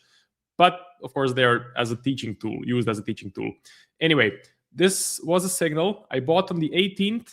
I took 50% off at 111. I put a stop loss for the rest at 108, and I got taken out last night, right before the speech from Trump, or right before the end of the deadline. Okay, so net, this was 1.5%. This was a 1.5% winner. And if you want to get all of my positions, join Nick, Chris, Alan, Iwind, and me. Did I forget someone? I don't think I did. Use the code Marco. Okay, so the link to the Discord is in the description. Use the code Marco. You can get 25% off. Next one is UJ, which I love. I think UJ is a fantastic opportunity for 2026 because we are hovering right at the 160 level, and every time we hit it, we get a big sell-off. Best game plan for this: sell at 160, stop loss above 162, and take profit on any drop. I missed the first drop, should have taken profit, my mistake. I took profit basically today. So end up banking 0.6%, something like that. What's the game plan? If it goes back up to 160, I'll just sell again. You know, sort of the easiest trade out there. Just sell at 160. Same thing for Euro Swiss. If you look at Euro Swiss, you have the 0.9 level. The SMB has been pretty vocal about it. It's a round number. And of course, humans working at the SMB, they like round numbers, as we all do. So they are ready to defend the 0.9 level. They have been vocal about it. I wish we go back to that level. So if it happens, I'll be a buyer. I'll just buy somewhere here, let's say, stop loss below the low, and then aim for a bounce. That's the game plan. Pretty safe play. Again, there are no safe plays in the markets, but your edge and the probabilities are really, really good with playing central bank interventions. And you don't even need an intervention. You just need people to be scared and panic and essentially buy Euro Swiss once it hits somewhere near 0.9. The only trade I'm running at the moment is Swiss yen, which is in a bit of drawdown, but looks pretty well. So AV, hey Marco, hope you're keeping well. Could you cover NZD-USD? Yeah, absolutely. Hello AV, I'm doing pretty well. I hope you're good, and we're gonna cover NZD-USD for sure. Let's do Swiss yen and then NZD-USD. Swiss yen, holding it. It's a sort of double play, or it's a play on two interventions. One from the Bank of Japan, the other one from the SMB. Both central banks don't want to see Swiss yen go above 204, so they're going to defend that level. and I think being in a sell position is a pretty smart play. The swaps are positive depending on your broker. They shouldn't be negative, so you can keep on holding this position for months, and the swaps won't eat you alive. You may even get some positive swaps, again, depending on your broker. NZD-USD, let's take a look. NZD-USD. I know Alan sold, so Alan is playing for a bit of a fade. He wants to fade the impulse, which I think, looking at the macro, I think it's actually a smart play, because there has been a huge reaction from the ceasefire. But if you look at the ceasefire in depth, what has actually happened? Is the strait open? No. Could it be open tomorrow? Maybe. Can all of the ships pass through? No. Only, I believe, a select few ships can pass through. So the US is saying one thing, Iran is saying a different thing. Trump wants to get out of the war and the conflict any means that he can, because midterms are coming up and he wants to be a hero. You don't want to be the bad guy that's running a war during midterms. You want to be the hero that saves the day and that ends the war, which he started. But for most of the public, he's going to seem like a hero if he ends the whole thing. So that's his goal. He wants to end it, come out as a hero, and collect votes from that. Just my bet. But again, I'm just the guy on the internet. I'm not a financial analyst. I think the markets have overestimated the impact of the ceasefire. I think we could get a fade of the moves. I think we could get a drop on NZD-USD. Edgefinder is bearish, I think. I think it is. Yep, very bearish, which is nice. Goes well with my theory. So I would say bearish. Am I looking to execute a position? No, because personally, I don't have enough conviction. I don't have enough data. I don't have enough evidence to go ahead and sell. I'm trying to stay as flat as I can at the moment because there's just so much uncertainty.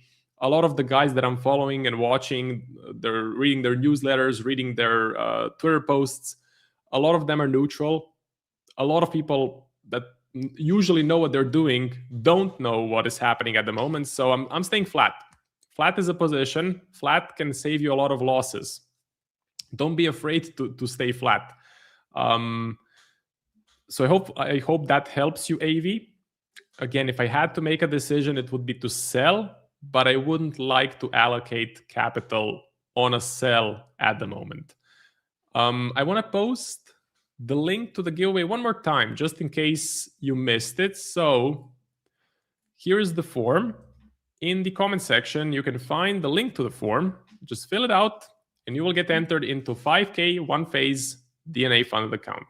I do these giveaways once per stream, so you can catch me every single day, and you can participate pretty much every single day, but one email per month. That's the limit. If you have multiple emails, you can go in multiple times, but usually it's one email per month so that everyone gets a chance to win a challenge. Okay. Running through the watch list, Nikkei. If you have been following me for a while, you know that I would love to get in on the Nikkei. I think it's a great buy. I'm not the only one, because the daily candle, so we're up, 5.4%. That is massive. We are almost near all-time highs. I want to get a pullback, and then I'll be pretty happy to take an initial stab long. So even though I'm neutral at the moment, even though I'm not sure that the ceasefire is in play and that it's actually as bullish as people think, I still want to play the Nikkei. I still am willing to deploy capital on a pullback on the Nikkei. So if we get like a flag or an ABC correction, if you like Elliott waves, which I don't, but I call it the flag. If we get a flag, I'll look for buy setups right here. It would be ABC. It would be the C wave, I'm guessing. We should ask Ballout from the A1 Discord. I know he likes the waves. But I love it. I love the Nikkei. It's my favorite thing. Selling UJ and buying the Nikkei, two favorite things for 2026. Absolutely. Gold, I do want to buy. I told you I'm waiting for a bullish print right here, so I'm not going to repeat myself too much. I'm checking gold every single day. Once it flips bullish, I'll go ahead and execute the buy position. Pretty simple stuff. So let's do the giveaway now. Let me grab all of the entries. Today is the 8th of April. So let me scroll through the list. 8th of April. Okay, nice. We have quite a lot of submissions, which is great to see. Grab the names, copy, go to the wheel, spin. Let's see. So, Malik or Ahmed? Ahmed. Ahmed S., congrats on being the winner. I have your information. So after my segment ends, I will send you the code. Okay, it's going to be a free 5K one-phase account for DNA. And just to repeat myself, if you're looking to get funded like me, for example, so this is my personal 25K funded account. I've passed the phase 1 and phase 2 here on these streams, actually. So on the streams, I update you on a daily basis of my performance. And I'm trying to get a payout. But if you want to pass a challenge and get a payout, use the code A1Live to get 25% off. Okay? Comments. Time for the comments. Let me see what you guys want me to break down. If you have any requests, any charts you want me to look at, now is the time to put them in the chat. I'm just seeing www, so I'm just seeing some spam at the moment. But if I scroll up,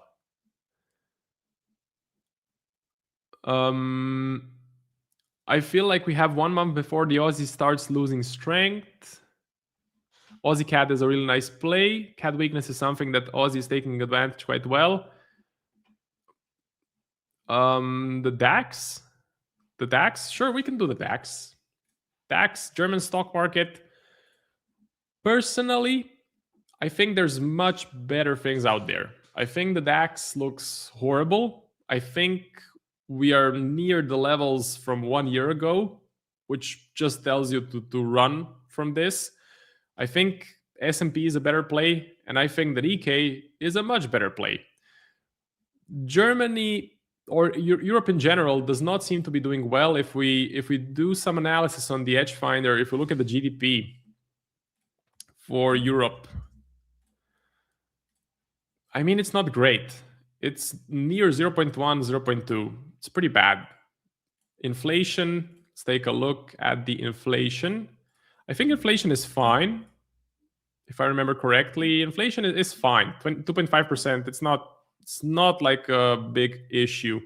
What is an issue is the unemployment. So unemployment is pretty high if you compare it to other countries, especially other, let's say, bigger countries.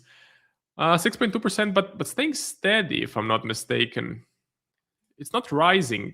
I'm looking at the overall trend. It's actually falling. Okay, in relative terms, it's fine. If you compare it to other countries, it's not fine. So the biggest issue for Europe is that GDP. Europe is not growing.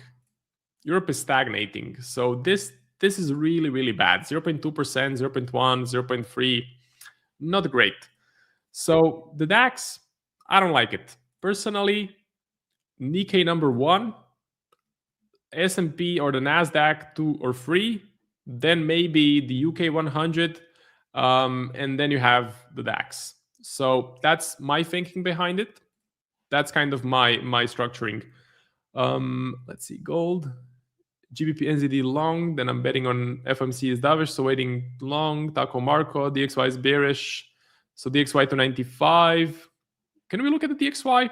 Let's look at the DXY. So to end things off, we're going to look at the DXY. Dollar index. So this measures the strength of the dollar relative to all of the other currencies. We are at resistance. Personally, I'm a bit unsure. So I don't think the dollar goes up a lot more than this. I think the dollar was bought as a safe haven because it was the only thing you could buy. So if you look at the 2nd of March, yeah, 2nd of March, the explosion was just because of the war and the safe haven play. So it's all about oil. It's all about the US and Iran war still. I think we could easily get stuck at this resistance level.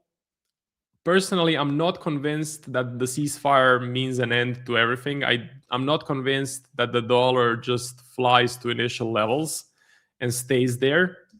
I think right now the probabilities are that the dollar goes up a bit more. Okay. So we could see this at least up into the resistance level, which would go nicely with Alan's play of selling NZD/USD and buying, I think it's USD CAD. Yeah, essentially buying USD CAD. So pretty good play there, especially if the conflict lasts longer than people expect. So that is about it from me. Don't go anywhere because you have Tiger coming on right after me. You can find me tomorrow. Okay, you can find me pretty much every single day. I'm streaming daily and I'm giving away one challenge per stream. Thank you very much for watching. Just a conclusion for my whole segment. Don't trust the noise. Look at actions, not words. If the strait is actually reopened, then it's game on to go risk on. If there's some sort of an issue with the strait, we're going to open it, but just for Chinese ships. We're going to pass.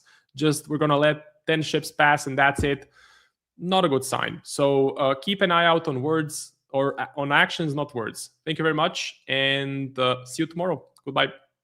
If you are a swing trader and you are looking to get funded, then check out today's video sponsor, Ola Prime. Ola Prime has a challenge built deliberately for swing traders. Check this out. The Prime Challenge offers the ideal setup for swing traders with leverage up to 30 times. They also allow news trading. Weekend holding is also allowed. They offer up to 95% in rewards, and they have a 100% challenge fee refund available if you are able to complete the challenge. I know that a lot of people who watch these live streams tend to be more swing trader focused. So when looking for a partner to sponsor today's show, Ola Prime stood out as a perfect candidate. If you'd like to check out Ola Prime for yourself and get a live stream discount, then check this out. Simply use the promo code A1Live, that's A1Live, for 35% off any of their challenges. As always, make sure to do your own due diligence to see that this is in fact the right firm for you if you are looking to get funded. All the information will be now dropped in the live stream chat or in the description down below.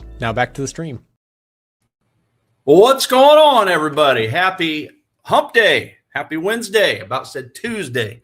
Hope you guys are all doing well. Let me get my pop-out chat over here so I can see it a little easier. Guys, let me know if you have any specific tickers you'd like me to holla at. Okay, I got that ready to roll. And then, yeah, as always, Trader Nick does have his code A1Live.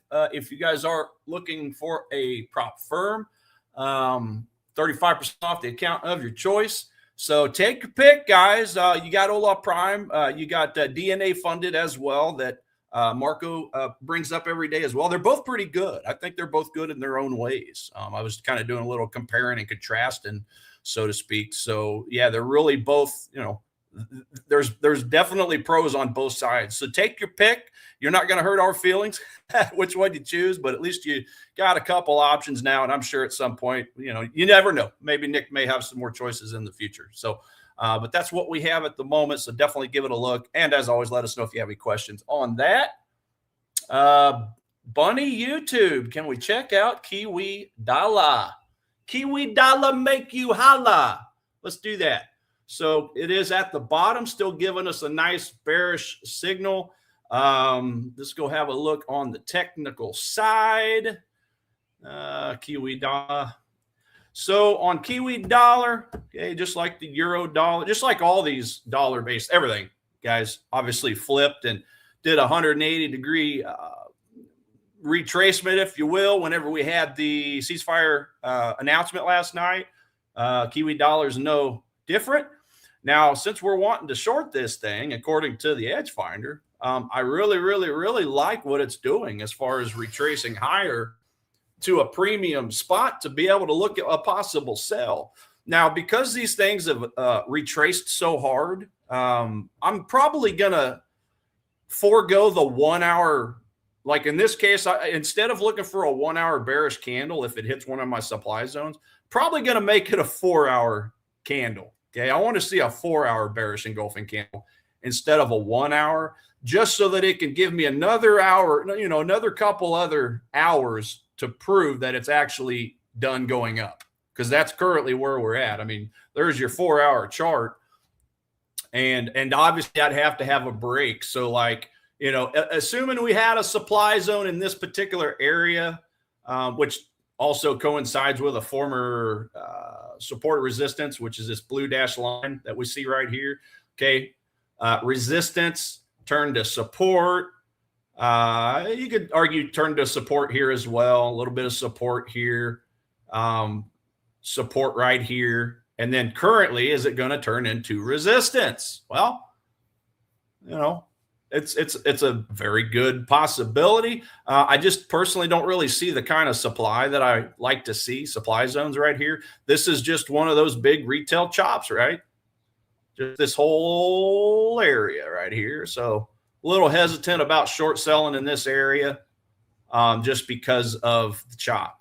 So for me, like I showed on that diagram, I think yesterday, I would want to go to the extreme levels to find more of an institutional type supply zone. So if I go to a daily chart, about the best thing I see is this candle right here, okay, where we based, and then we had a 2-day drop that broke structures.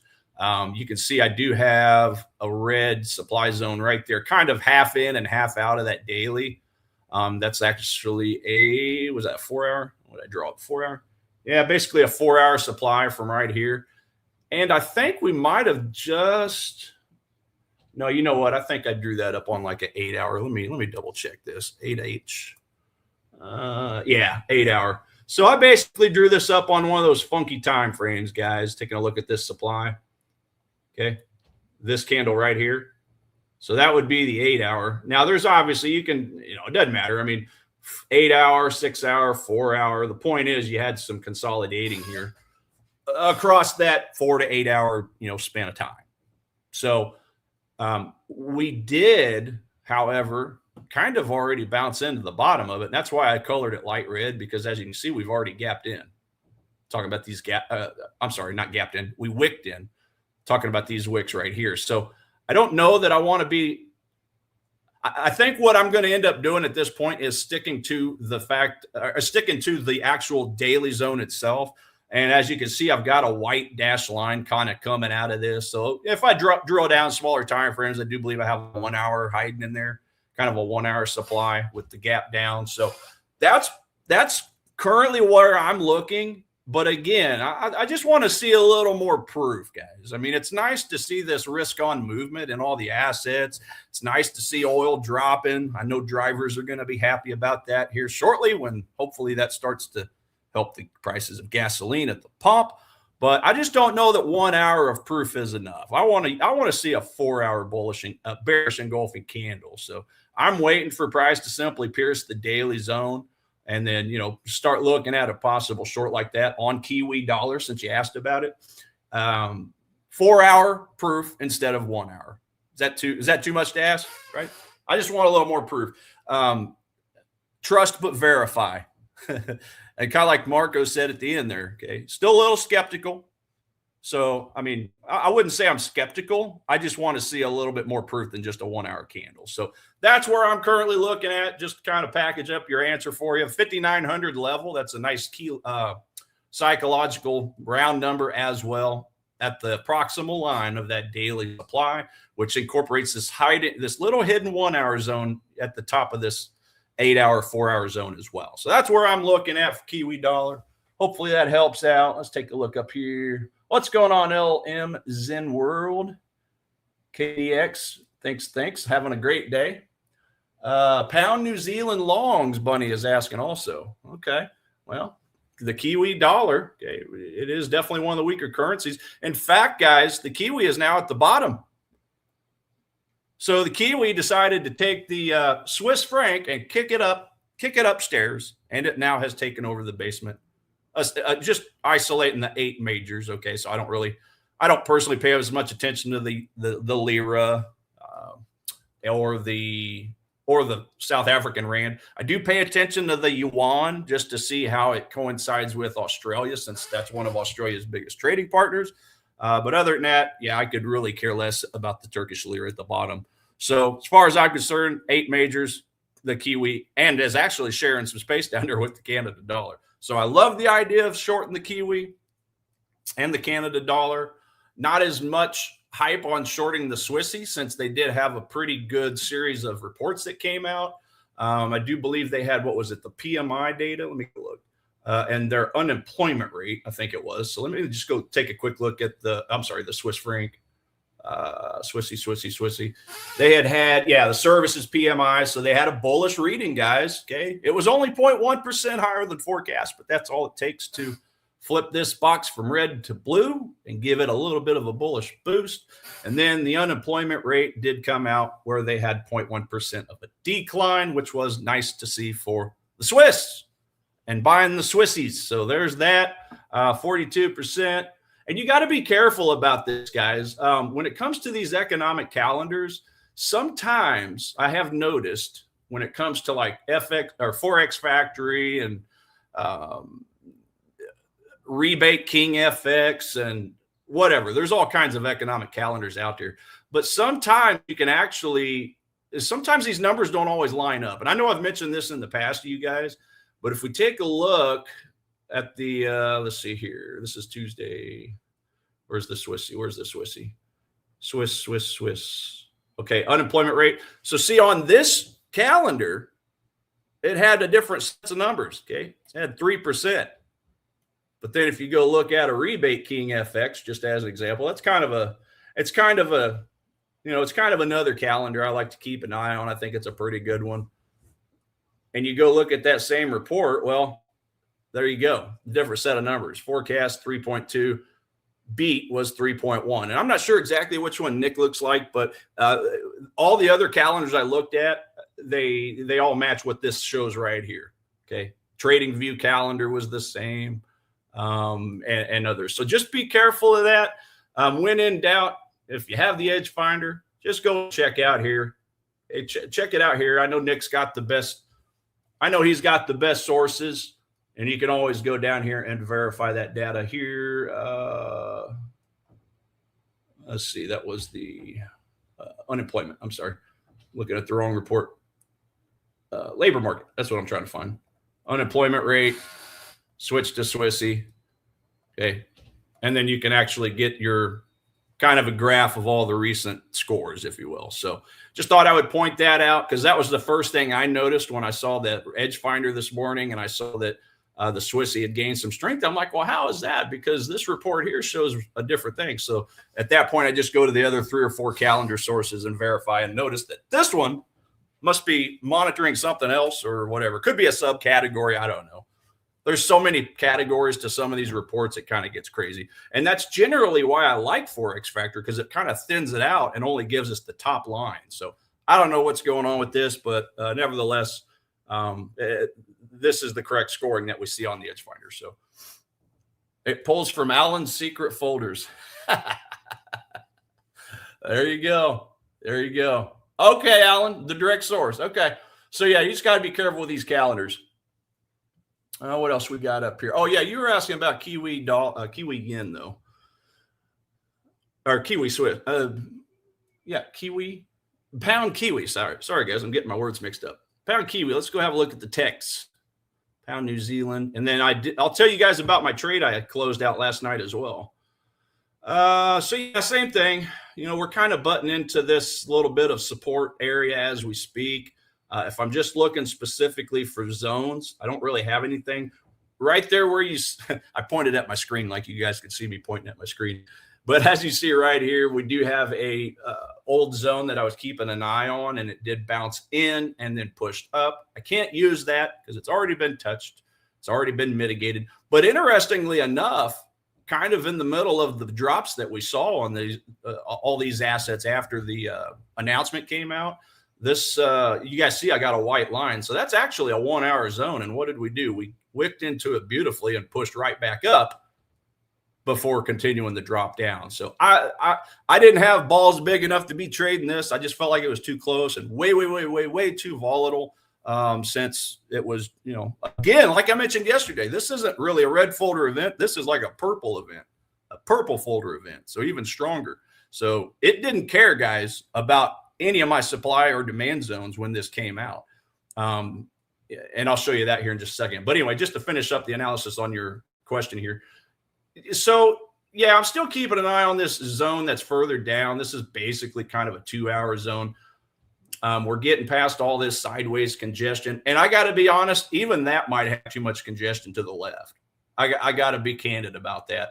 Because, yeah, it is a decent zone on that 2-hour time frame, but how many candles are to the left? And what have I said repeatedly? I prefer my zones to be created out of thin air and cyberspace, not as a result of bouncing off of another zone or consolidating sideways for a long time. Because if I'm a bank, if I'm an institution, and I'm trying to get in at that price point, this is probably a lot of time for them to put in their mega order, their accumulation before the push up. So, yeah, that just so happens to be the closest zone. So that's why I drew up an alert there just to see what happens if and when it does drop in.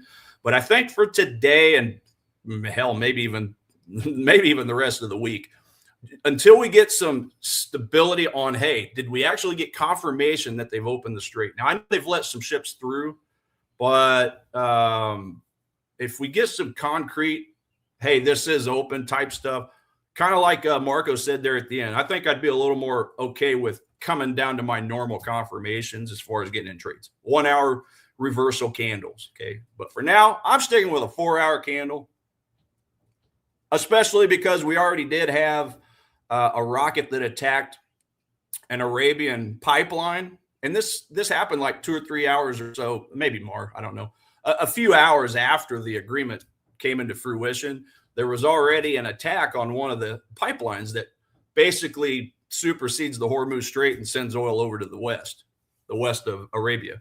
So there's going to be some belligerents out there that maybe didn't get the memo, or maybe they're not listening to their superiors if they are being told to stop sending rockets. I don't know what the case is, but I just feel like I need a day or two of extra verification before I get into these trades.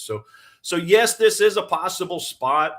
Yes, we are also, just to finish out my thought on pound Kiwi, we are also bouncing into a former support from back here. But I just don't see any good zones, guys. Okay?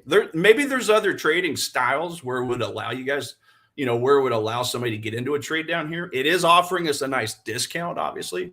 But hell, this thing could double that push down. We just don't know. So, yeah, we did have a 4-hour candle here. Okay, that closed bullish, but it hasn't really broken any upward structures yet, especially if we go down.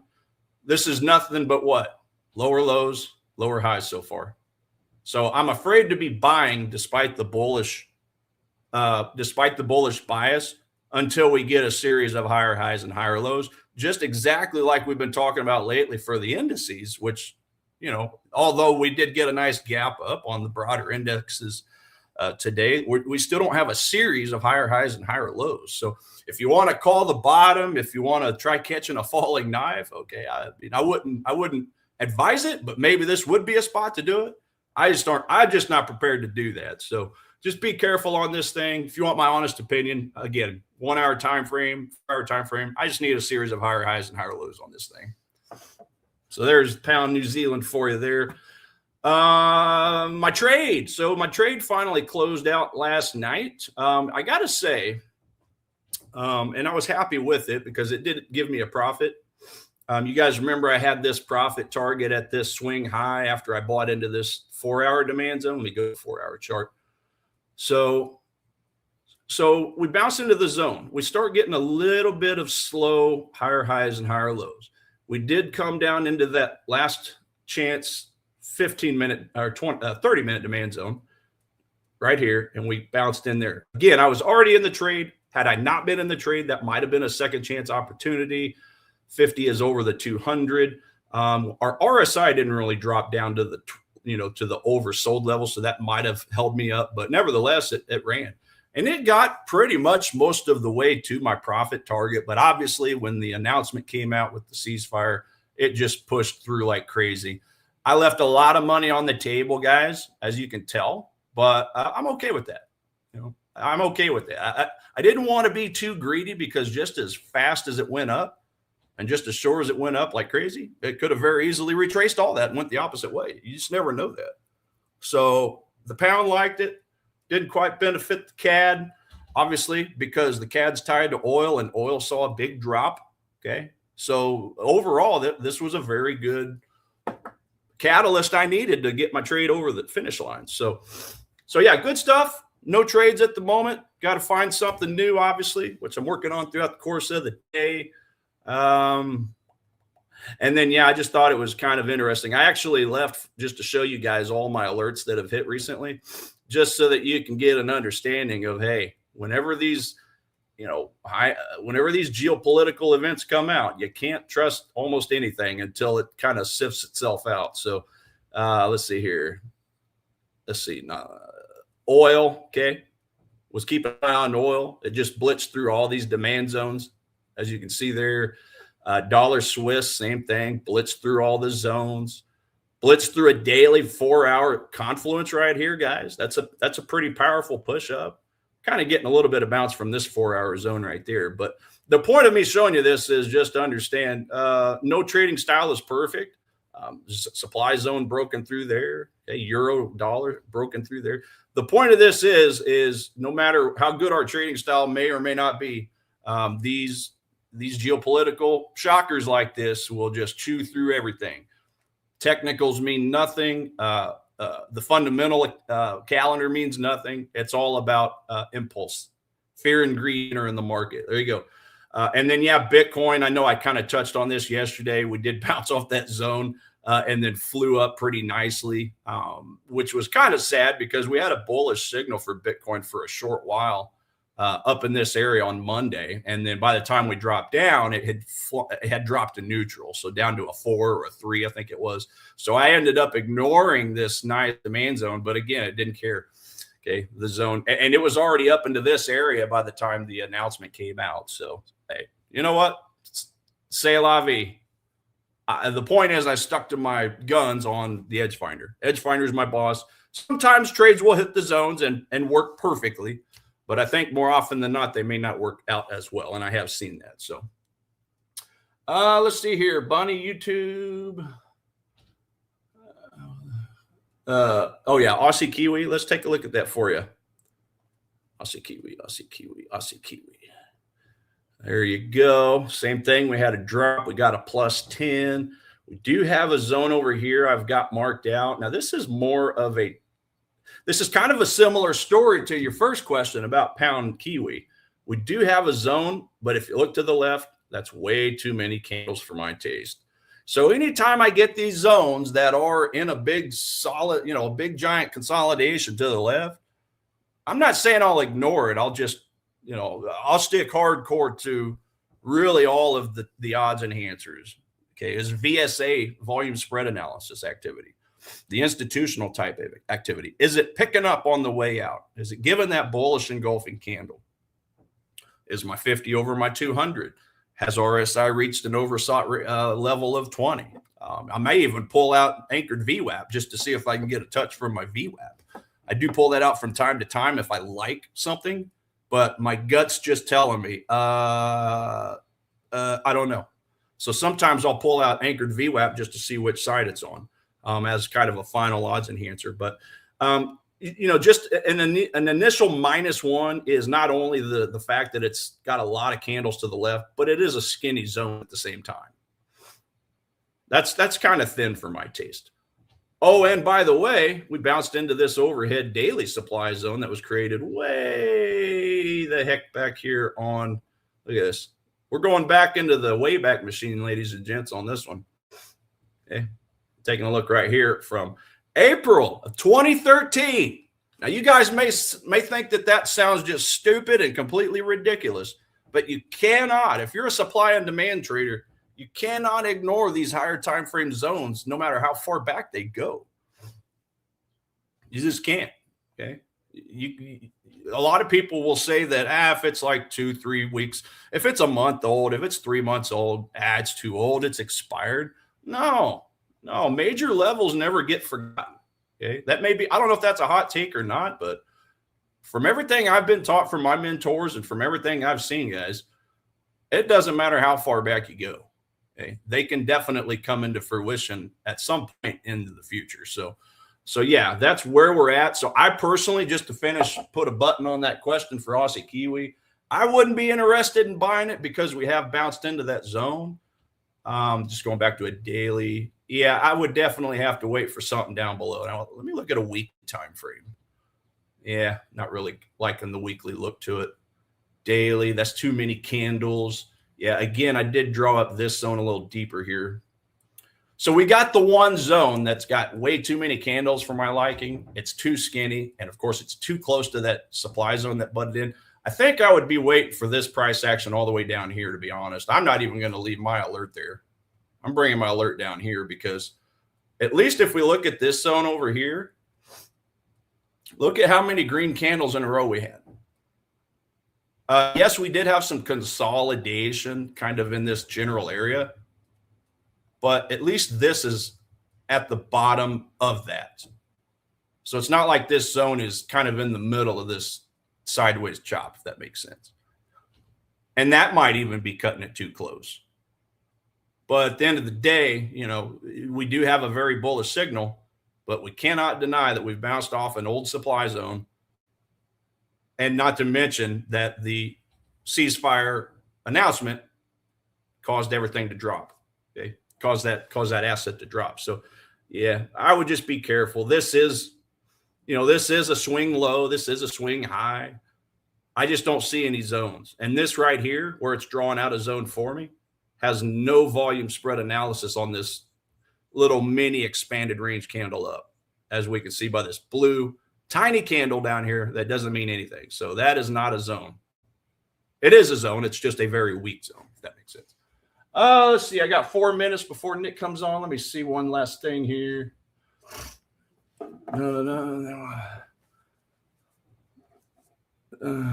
Dear technicals mean nothing. Fundamentals mean nothing. Then what means tell us today? Perhaps you are not right in saying this. Hey, you know, the good thing about that is we all have opinions, and that's what makes a market. Nick says it all the time. A lot of this stuff, guys, technicals, fundamentals, sentiment, a lot of it goes out the window when we have, you know, when we have these absurd types of pullbacks on these big red folder events, whether it's an NFP or rate decision, or obviously the ending of or beginning of a war. You just basically got a lot of people with their hair on fire, chickens with their head cut off, going out and making irrational decisions. So in general, though, we are seeing a risk on appetite.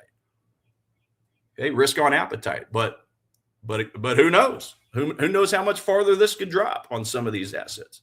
We saw a gap up on the indices, but then in some immediate profit taking, you could argue, and it seems like it's kind of basing. Let's go take a quick look at the broader indices while I got a couple more minutes left here. Just taking a look at the broader indices, go down to a 15.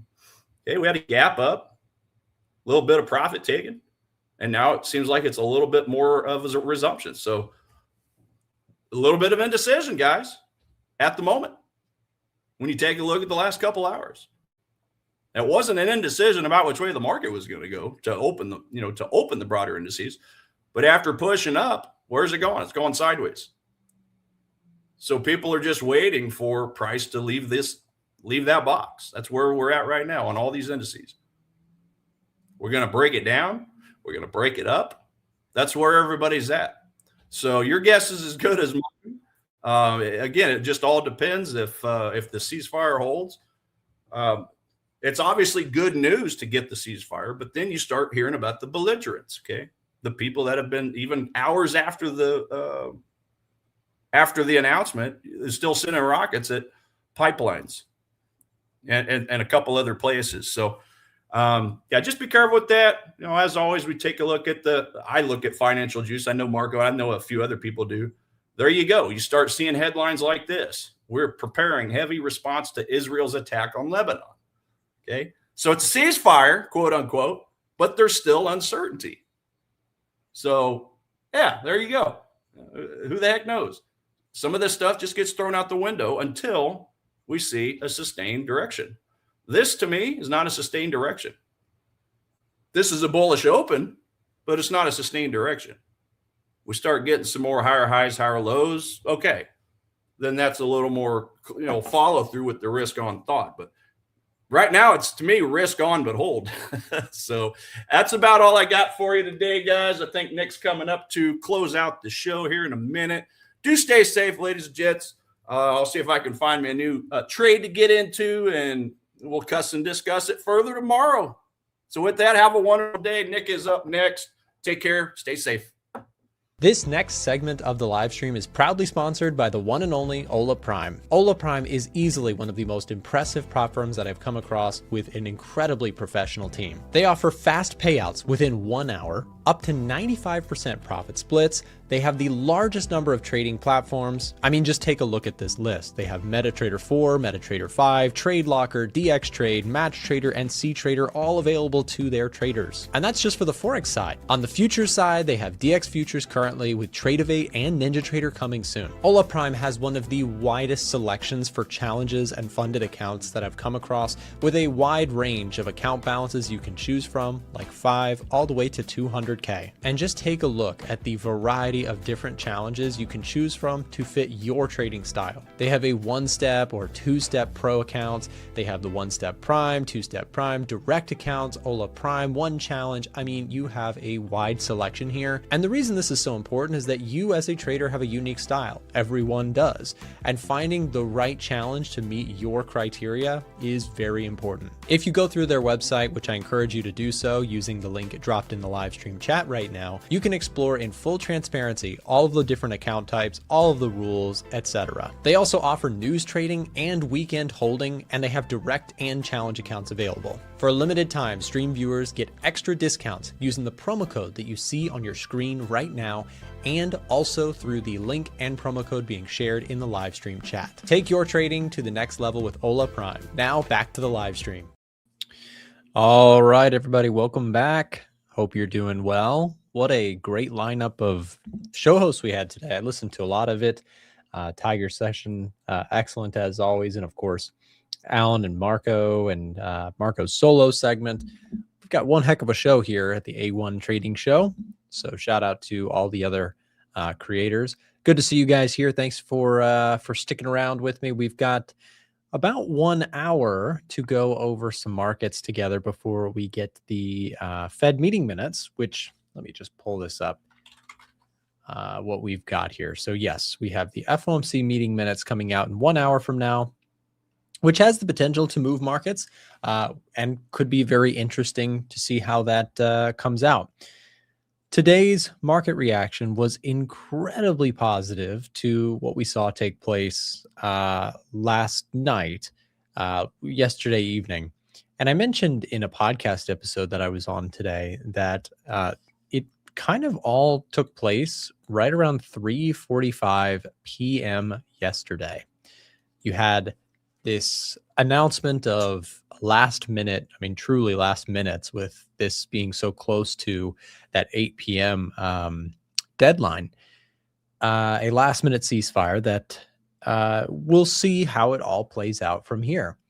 But the market's reaction was telling. There is a massive surge to the upside in risk assets today, barring crypto, but I think it pulled forward a lot of its gains yesterday. Yesterday it was up tremendously, and now today kind of just flat. But all said and done, equities, cryptos, etc., cheering the idea that we are moving higher, or on the idea that this geopolitical uncertainty may have passed us. We'll see. It is too soon to really truly call. As you have heard probably from our other show hosts here today, making a decisive call that is the end and it's all good is probably not the base case in my view. I know that is kind of the stage of this market, right? We have uncertainty in the sense that things could go south on this ceasefire. But barring that, yesterday and the day before, I mentioned that my positioning and sentiment in markets on a spectrum from bearish to bullish. Let's go bullish. I put my sentiment on that totem pole If this is the midpoint, I pointed out that my bullishness slightly outweighed my bearishness. And I've been on this topic for a couple days because I think it's actually important that we make this distinction. You don't have to be fully committed one way or the other. And personally, in times like this, I think that the right plausible thing to do in my own financial, decisions, my own account, etc., you do your own thing.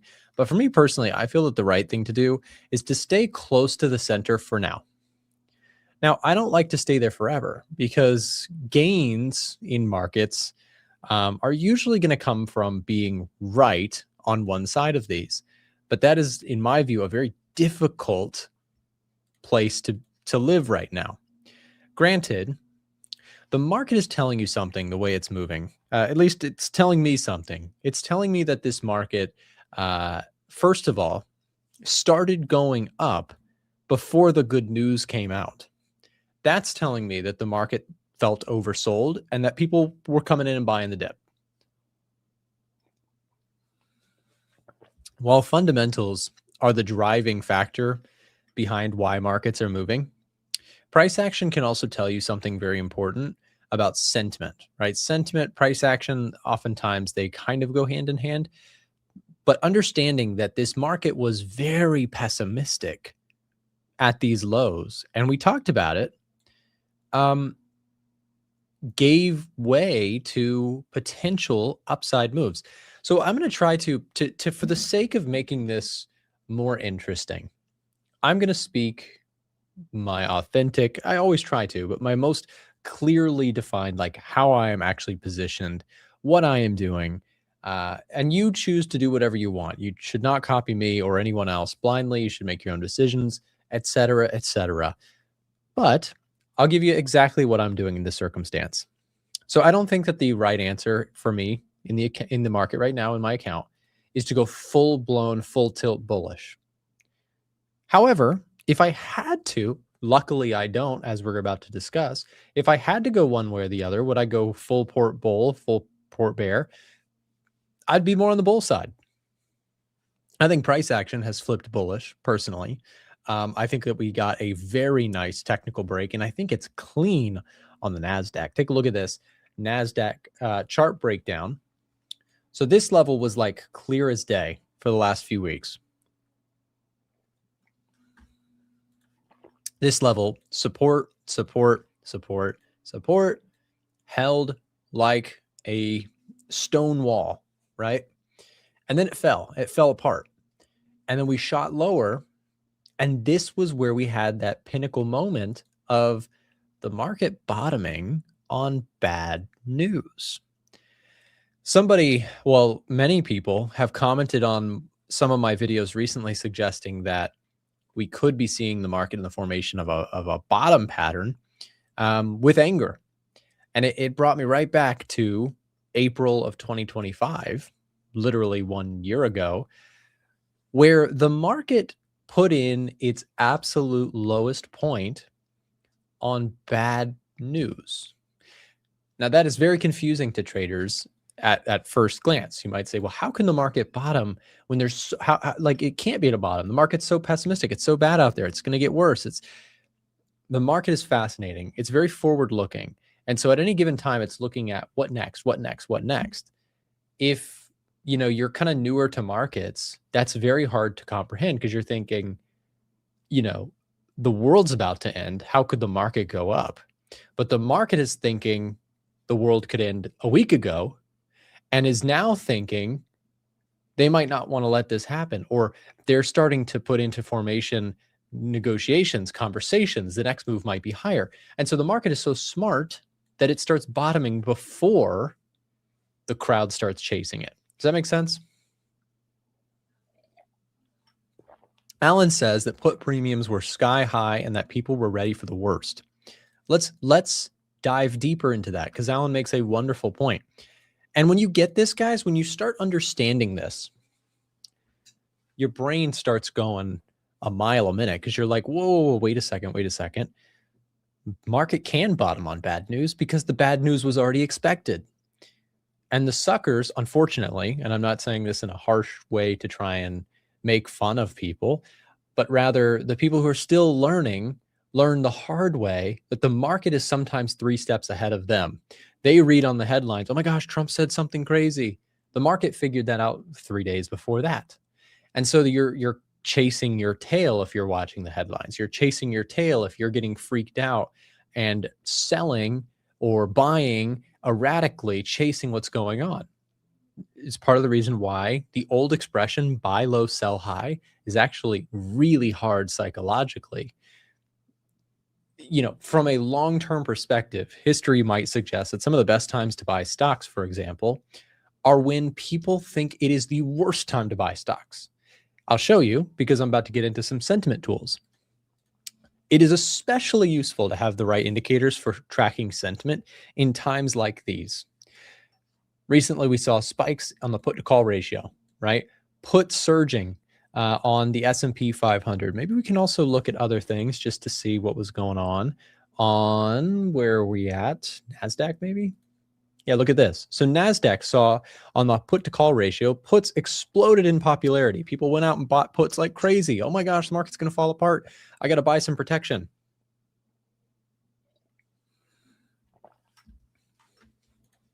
And so what I'm showing you here is that a lot of times what the market does is it plays gotcha on the unsuspecting newer trader, the newer investor who sells their portfolio at the lows, who sells because they're terrified of what could happen in the Middle East tomorrow. It's not wrong to think something could go down, but it's wrong to think that the market hasn't already thought of that too, right? That's where you have to be careful. So here's Bitcoin, right? Bitcoin, same thing. We are seeing this across the lexicon here. Alan pointed out that put premiums were high. Let me show you another one. I'll raise you the AAII Investor Sentiment Survey, reaching the most pessimistic it had been since, wait a second, when has it gotten this pessimistic before? Care to take a guess? April 2025, the tariff lows. There's something so stupid simple about markets that somehow people never learn. It is that when markets are at peak pessimism, it's usually, historically speaking, a very risky time to try and short the market or to sell your account. Yes, Tiger in the chat, my man, you got it. Like it's so almost, I mean, it's not funny because people are losing money and I understand that. I'm not trying to be insensitive to it, but it's almost funny how like, come on, man, this is, markets just love to play gotcha. Look, I mean, so if we go back, let's go literally 13 months back just so we can see context wise. Let's go 15 months back. Look at this. Look at the last time sentiment got this bad. The market bottom. In February, March, and April, we saw pessimism, actually more pessimistic than current. And can I tell you something? I will never forget the type of messages I was getting blasted by during that time because I was saying that I was cautiously buying stocks. I have, for the first time in a while, been cautiously buying stocks again.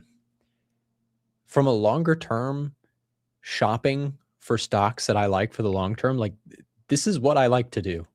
I like to wait for the AAII Investor Sentiment Survey to go into pessimism land.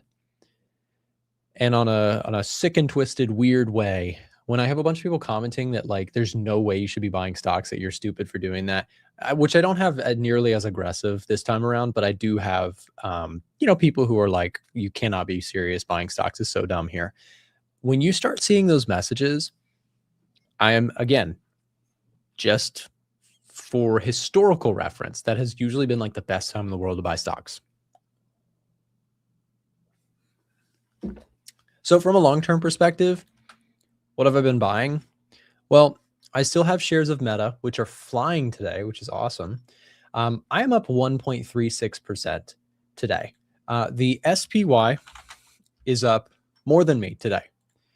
I am paying for it with my defensive posture. Now, remember when I showed you that little chart that I showed you, the let me see if I can go back to it. My totem pole. Can I get back to my? That might have been too far back. Yeah, it's too far back. Remember my totem pole where I said I'm kind of just slightly bullish, not incredibly bullish, not incredibly bearish. I'm up 1.3. The stock market's up 2.5. Clearly, just being long the market was the better call on the day. But year to date, I'm up about 14.5%. Stock market, I think year to date is around 1% down. So I feel perfectly fine with my positioning currently. Stockbox showing some good tickers. Visa, Meta, Netflix, and Microsoft. I mean, those are pretty much the ones I'm playing, right? So I have got Visa. So let me see. Visa, I have long 100 shares, and I also have calls sold against my shares. I also have Amazon, and I also have Meta, and I have a Microsoft short put position. So I'm definitely playing the long side, but not to the same extent of just being long the market. And I'll be completely candid with you. I want to go more on the bullish side. However, this is where I'm being authentic with you guys. I can't justify chasing it here. Now you might be saying, well, Nick, why, if you went from cautious to now more bullish, why is that? Well, I'll make a case for it, or at least my case. You do your thing. I'm not telling you what to do. If I look at the S&P 500, we got a +7 on the Edge Finder. I like what Tiger says when he references the Edge Finder. He says, the Edge Finder is my boss. You know, if the boss says XYZ, then I'm looking into it. Now, of course, we should acknowledge that the Edge Finder in no way is like telling you to just go buy. But Tiger does a wonderful job in his live streams when he talks about this. He shows, you know, Edge Finder's giving me this report, and then I'm going to go look at it and see if it's right for me. There's times where, you know, I actually disagree with making a decisive move on Edge Finder or on my trades, even though the Edge Finder might have a particular view, right? So even with SPX bullish, I'm showing you in real time right now, yes, there's a +7 bullish rating. I am not buying the S&P 500 today. I think in the short run, you might have a little bit of an overbought status. I also listened to Marco's segment earlier where Marco mentioned that he thinks in the short run, the ceasefire optimism may be a little bit overblown or overdone. I think that's fair. I mean, I do consider myself more shifting into the bull camp, especially when I look at Nasdaq. I think you've broken this downward curse that we've been in, and we've got a nice move going here. We've broken through that critical spot, and so I'm eyeing up the 38.2%. I think if that retraces, then I can set up a plausible scenario where maybe that optimism bump that Marco mentioned earlier, that cautious tone that Tiger mentioned earlier, the somewhat wanting to be kind of in the middle ground that Alan mentioned earlier. Like, you listen to all the different guys on here, I think caution is a fair consensus. So am I bullish? I would say yes. I've gone from slightly bullish to, I would say, moderately bullish now. However, that's my view on the markets, but I don't necessarily have it fully reflected in my positioning given the beta in my portfolio today to the S&P 500, right? So S&P's up 2.4, I'm up 1.4 or whatever. So my account is positioned less bullish than the market. I think I'd like to get that up to 1-to-1 if we get a retracement into a level of support between NAS, S&P, Russell, Dow. I like them all. I'd like to look at their technicals and see if I can catch a pullback. 0.5 beta. You got it, Sluggy. Yeah, so I want to get that up. It's the first time, candidly, in like 2026 that I have been wanting to have like 1-to-1 exposure that the market has. So why? Why am I so willing to now shift to the bull camp?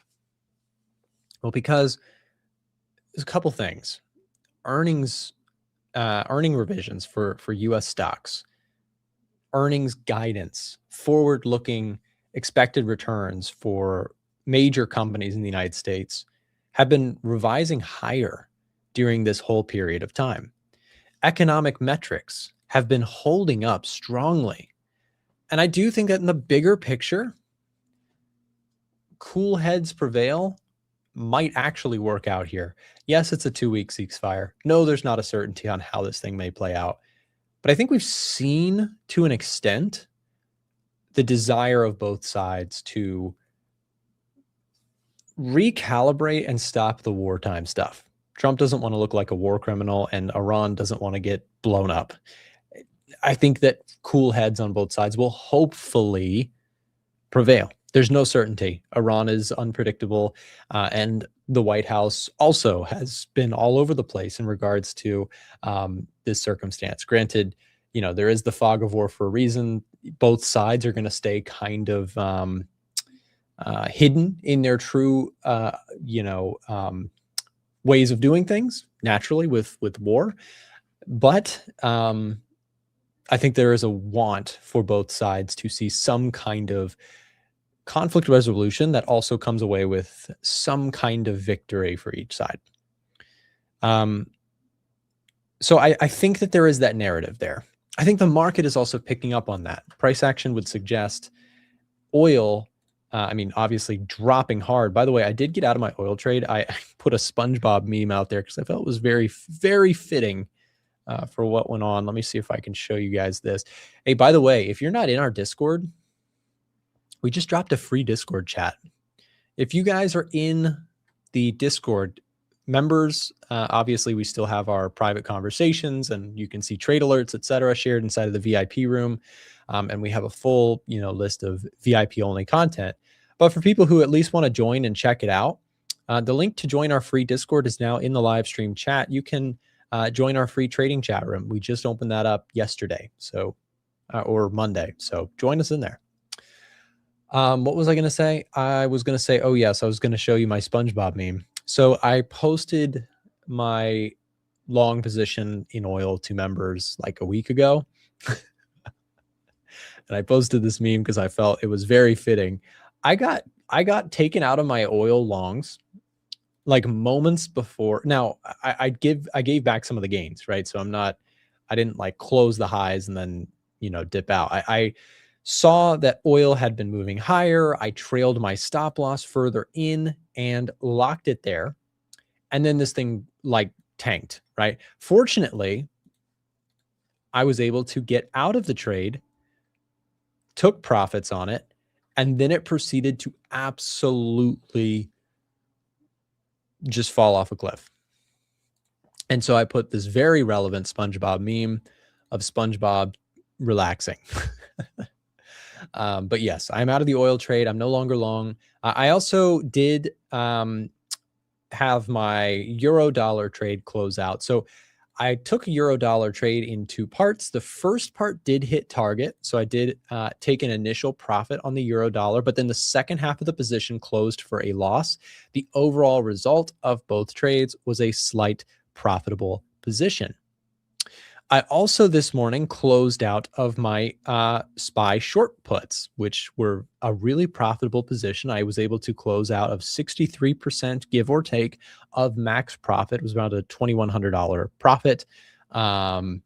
So we did okay on that one. So this is where I'm saying I'm kind of still in the camp of positive on markets, but I did take that profit off on the short put.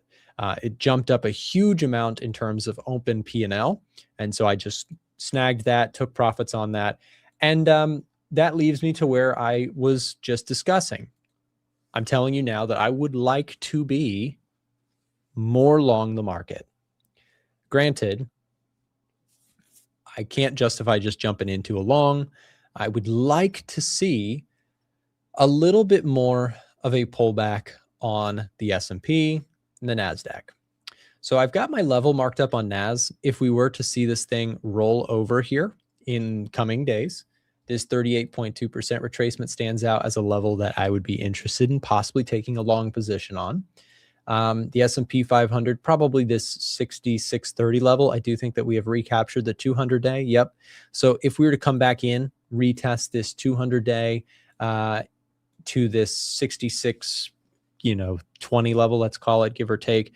This general area looks like a spot where I'd be looking for follow through to the upside. And with stop loss in place in case I'm wrong, right? Because I could be wrong. Things could fall apart again and get much worse. I don't know, and nobody knows with certainty what's going to happen next. But I do think that there is enough of a breakout in momentum to the upside, as well as macroeconomic data that has recently come out better than expected. Jobs market data was very good. We had an uptick in jobs report data last week. So I look at this and I say, okay, improving macroeconomic data, improving story for now, tentatively in the Middle East.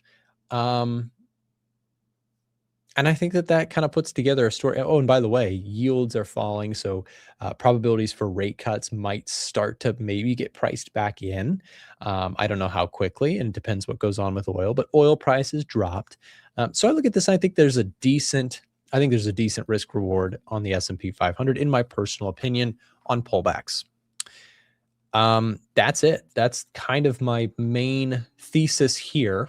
By the way, Edgefinder, if you guys don't have a copy right now, it is a wonderful time to pick up a copy of Edgefinder, because currently it is 40% off, as you can see here on the bottom left hand of my screen. If you scan the QR code that's right below my camera, you can take advantage of our 40% off discount on Edgefinder that's going on for a limited time.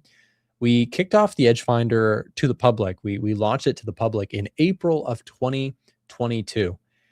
And since then, we have had thousands of people throughout the world start using our tools and help us to continuously improve the tool. We've put in a ton of time, effort, energy, money into building the Edgefinder into what it is today. And currently, for a limited time, it is 40% off. However, if you use this link in the live stream chat right now to speak directly to a member of our support team, they can actually get you an extra 5% off, making it 45% off of the Edgefinder for a limited time. If you just message in and let them know, hey, I'm watching the show, can you get me the 45% off discount? They can share that information with you. They can also set you up with a payment plan if that's something that you need. A lot of times people, they want to get access to the Edgefinder during the discount, but they also want to make sure that they can split it up into a payment plan to make it more accessible. So if that is something that you need, scan the QR code or click the link that's just been dropped in the live stream to speak directly to a member of our staff. So there you go. Don't miss the sale event. Let's take a look at gold. So gold has bounced back. Is it sustainable? I listened to Marco talk a little bit about this earlier, and gold for me continues to sort of be the boring, not so interesting story. Jobs market data has been strong, kind of is a bearish catalyst. Strong dollar, not so great for gold. And let's remind ourselves that even with the shift in geopolitics, maybe causing oil to come down for a little bit and dollar to soften, while that is good, rate cuts are still not necessarily coming in hot for the US. The jobs data has been strong. Economic growth metrics have been strong. So that doesn't put a lot of pressure for the Fed to feel like, hey, we need to rate cuts dramatically, right? And so if you look at that, you say, okay, the story for rate cuts is just not very strong right now. And so maybe gold doesn't have that same fuel on the fire that it has had for a while. And something to note here, guys, is that even though the market is cheering what's going on in the Middle East, oh my gosh, we've got, de-escalation, this is great. Just a reminder that oil prices are still at $96 a barrel. There is still the possibility of escalation once more. There are also still many other parties here than just the US and Iran. There's also Lebanon and Saudi Arabia and, all these different countries that something could go down. So oil infrastructure is also still, there's been damage, there's been disruptions to that. Oil prices are not guaranteed to come down. And even if they do come down, my personal opinion is that I think that there's limited downside as supply is still in question. So you very well may see oil continue to pull back, but is oil going to go down to levels that, you know, we had previously been getting used to, which was $60 oil, $50 oil? I don't know. I don't think it's very likely that you see a plummet in oil right back down here. And if you did get one that quick, it's probably some sort of global economic problem, because supply issues, they have to roll through for a while, right? They don't immediately get fixed. So anyways, my thought on oil is I do think you could get a further pullback, especially if de-escalation continues. But I don't know that you're going to just see oil come right clean back down to 60. Euro dollar sells. So I was in a euro dollar short position. I am out of it. I took profits on my first half and a loss on my second half. The overall result of my trade on euro dollar shorts was a small win. Am I looking to re-short the euro US dollar? The answer is no right now. I'm going to, if I was to be short the euro dollar, I'd probably again be looking at a pullback up into like 1.18. The dollar index is maybe where we should go next, and talk a little bit about this. So we were teetering on the idea of breaking the 100.5 level. And if I go take a look at US dollar, you can see we have really, really dropped in score. Technicals broke downwards, obviously, with what took place. We lost that kind of momentum that we had in the last few weeks. However, fundamentals, macro data still supports decent strength in the dollar. So if I look at this, I'm saying, okay, jobs market data looks good. Inflation, the 2-year yield, watch that, because if that continues to trend lower, that could be a bearish catalyst for dollar. But anyways, I look at this and I say, okay, I'm going to go neutral on dollar for now. I don't have a huge willingness to immediately buy the dip on the dollar index. I do think that this party we were having where we're just holding support, higher lows, higher highs, I think that's been challenged. This 100.5 level, at least for now, did hold for the bears and bulls. Maybe we had our fun for now. At least for me, this is a time to just pause. I don't have bearish ideas on dollar. I just have neutral ideas. So I wouldn't be surprised if we just chop around for a little while and wait for clarity before. I will say what would get me more bullish on the dollar again is if the dollar actually started breaking out, right? If this is just a sideways, if we're going to go sideways here for a little bit, okay, cool. If you break out, then we might have a story here. But I'm just going to pause on that. I've had a lot of really profitable long dollar positions in the last few months. And for now, I'm just going to wait and see.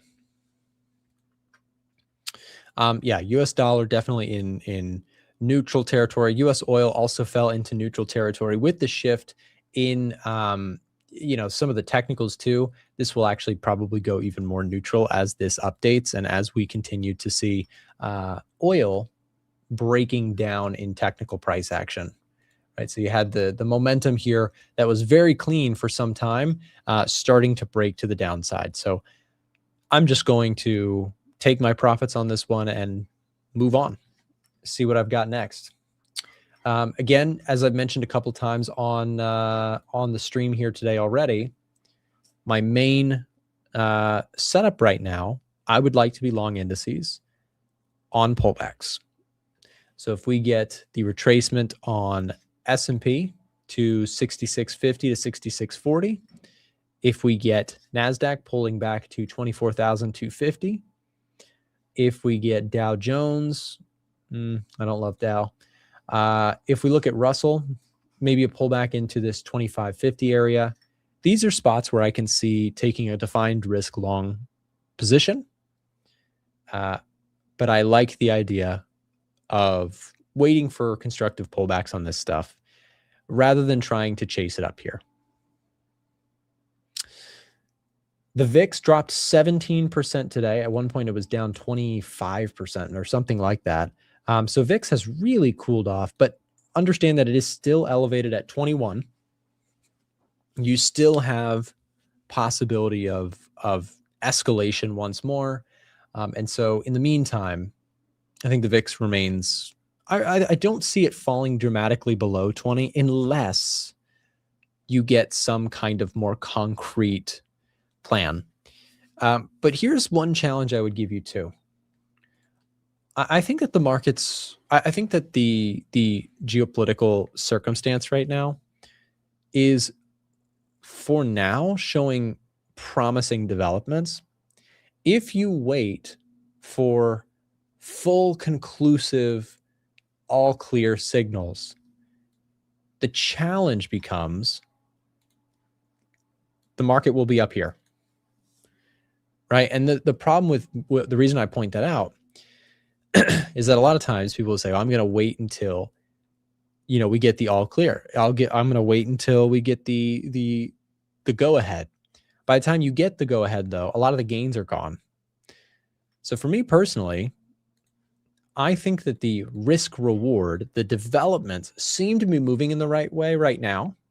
Obviously I could be wrong. Nobody knows for certain, but they seem, the trajectory, the trend of both price, macro, and even the geopolitical story seems to be shifting positively. And so if we got something in the short run that shot markets back lower, that's where I could potentially see taking a risk defined, meaning with a stop loss, long position. With confirmation from Edgefinder, I like that setup, right? Bitcoin's another one that I'm watching.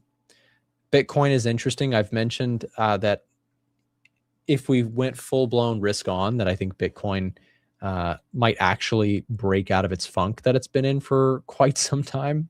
Let's take a look at this. You've had this level of resistance overhead for a little while. There it is on the supply side. That's going to be your 75,000 mark.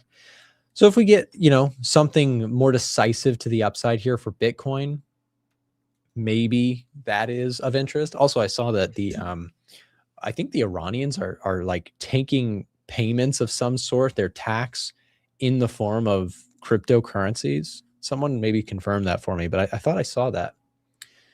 Take a look at UK 100. Yeah, so UK 100 looks really strong. And it makes sense, right? Same reason that the Nikkei looks really strong today. A lot of these places very sensitive to oil imports from places like the Middle East. Yeah, they're paying them Bitcoin. Yeah, it's really interesting. So let me see, UK 100. UK 100 is getting a really solid score here. Take a look at this. So fundamentals looking okay. I don't even remember the last time I have taken a close look at UK 100, the FTSE. Let's take a look at it. So technicals look good. Seasonality looks good. We don't have COT data for the FTSE. It's not something available. If we take a look at retail sales better than expected. Manufacturing PMI is better, worse than expected. That is wrong. 51.2, 51 point. These signals are flipped incorrectly. Give me 1 second while I write that down. UK 100 PMI signals. Okay. We'll get that sorted. Yeah, this should be bearish and this should be bullish.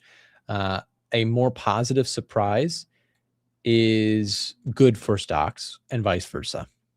Retail sales, consumer confidence came in better than expected. Let's see what else. Unemployment rate 5.2 came down. U.S. economic data showing resilient consumer spending. Central bank statements from the Bank of England emphasize inflation controls, bolstering index stability without sharp moves. Cautiously optimistic. Yeah. So I do like international stocks as a collective group. Like we could take a look at like EEM, for example. This is a emerging index for various stock markets globally. Looks positive. I mean, you have got this big jump, this big gap here. A lot of stuff on the international indices here, moving much higher today, and does look really strong. I heard Marco talking a little bit about the Nikkei.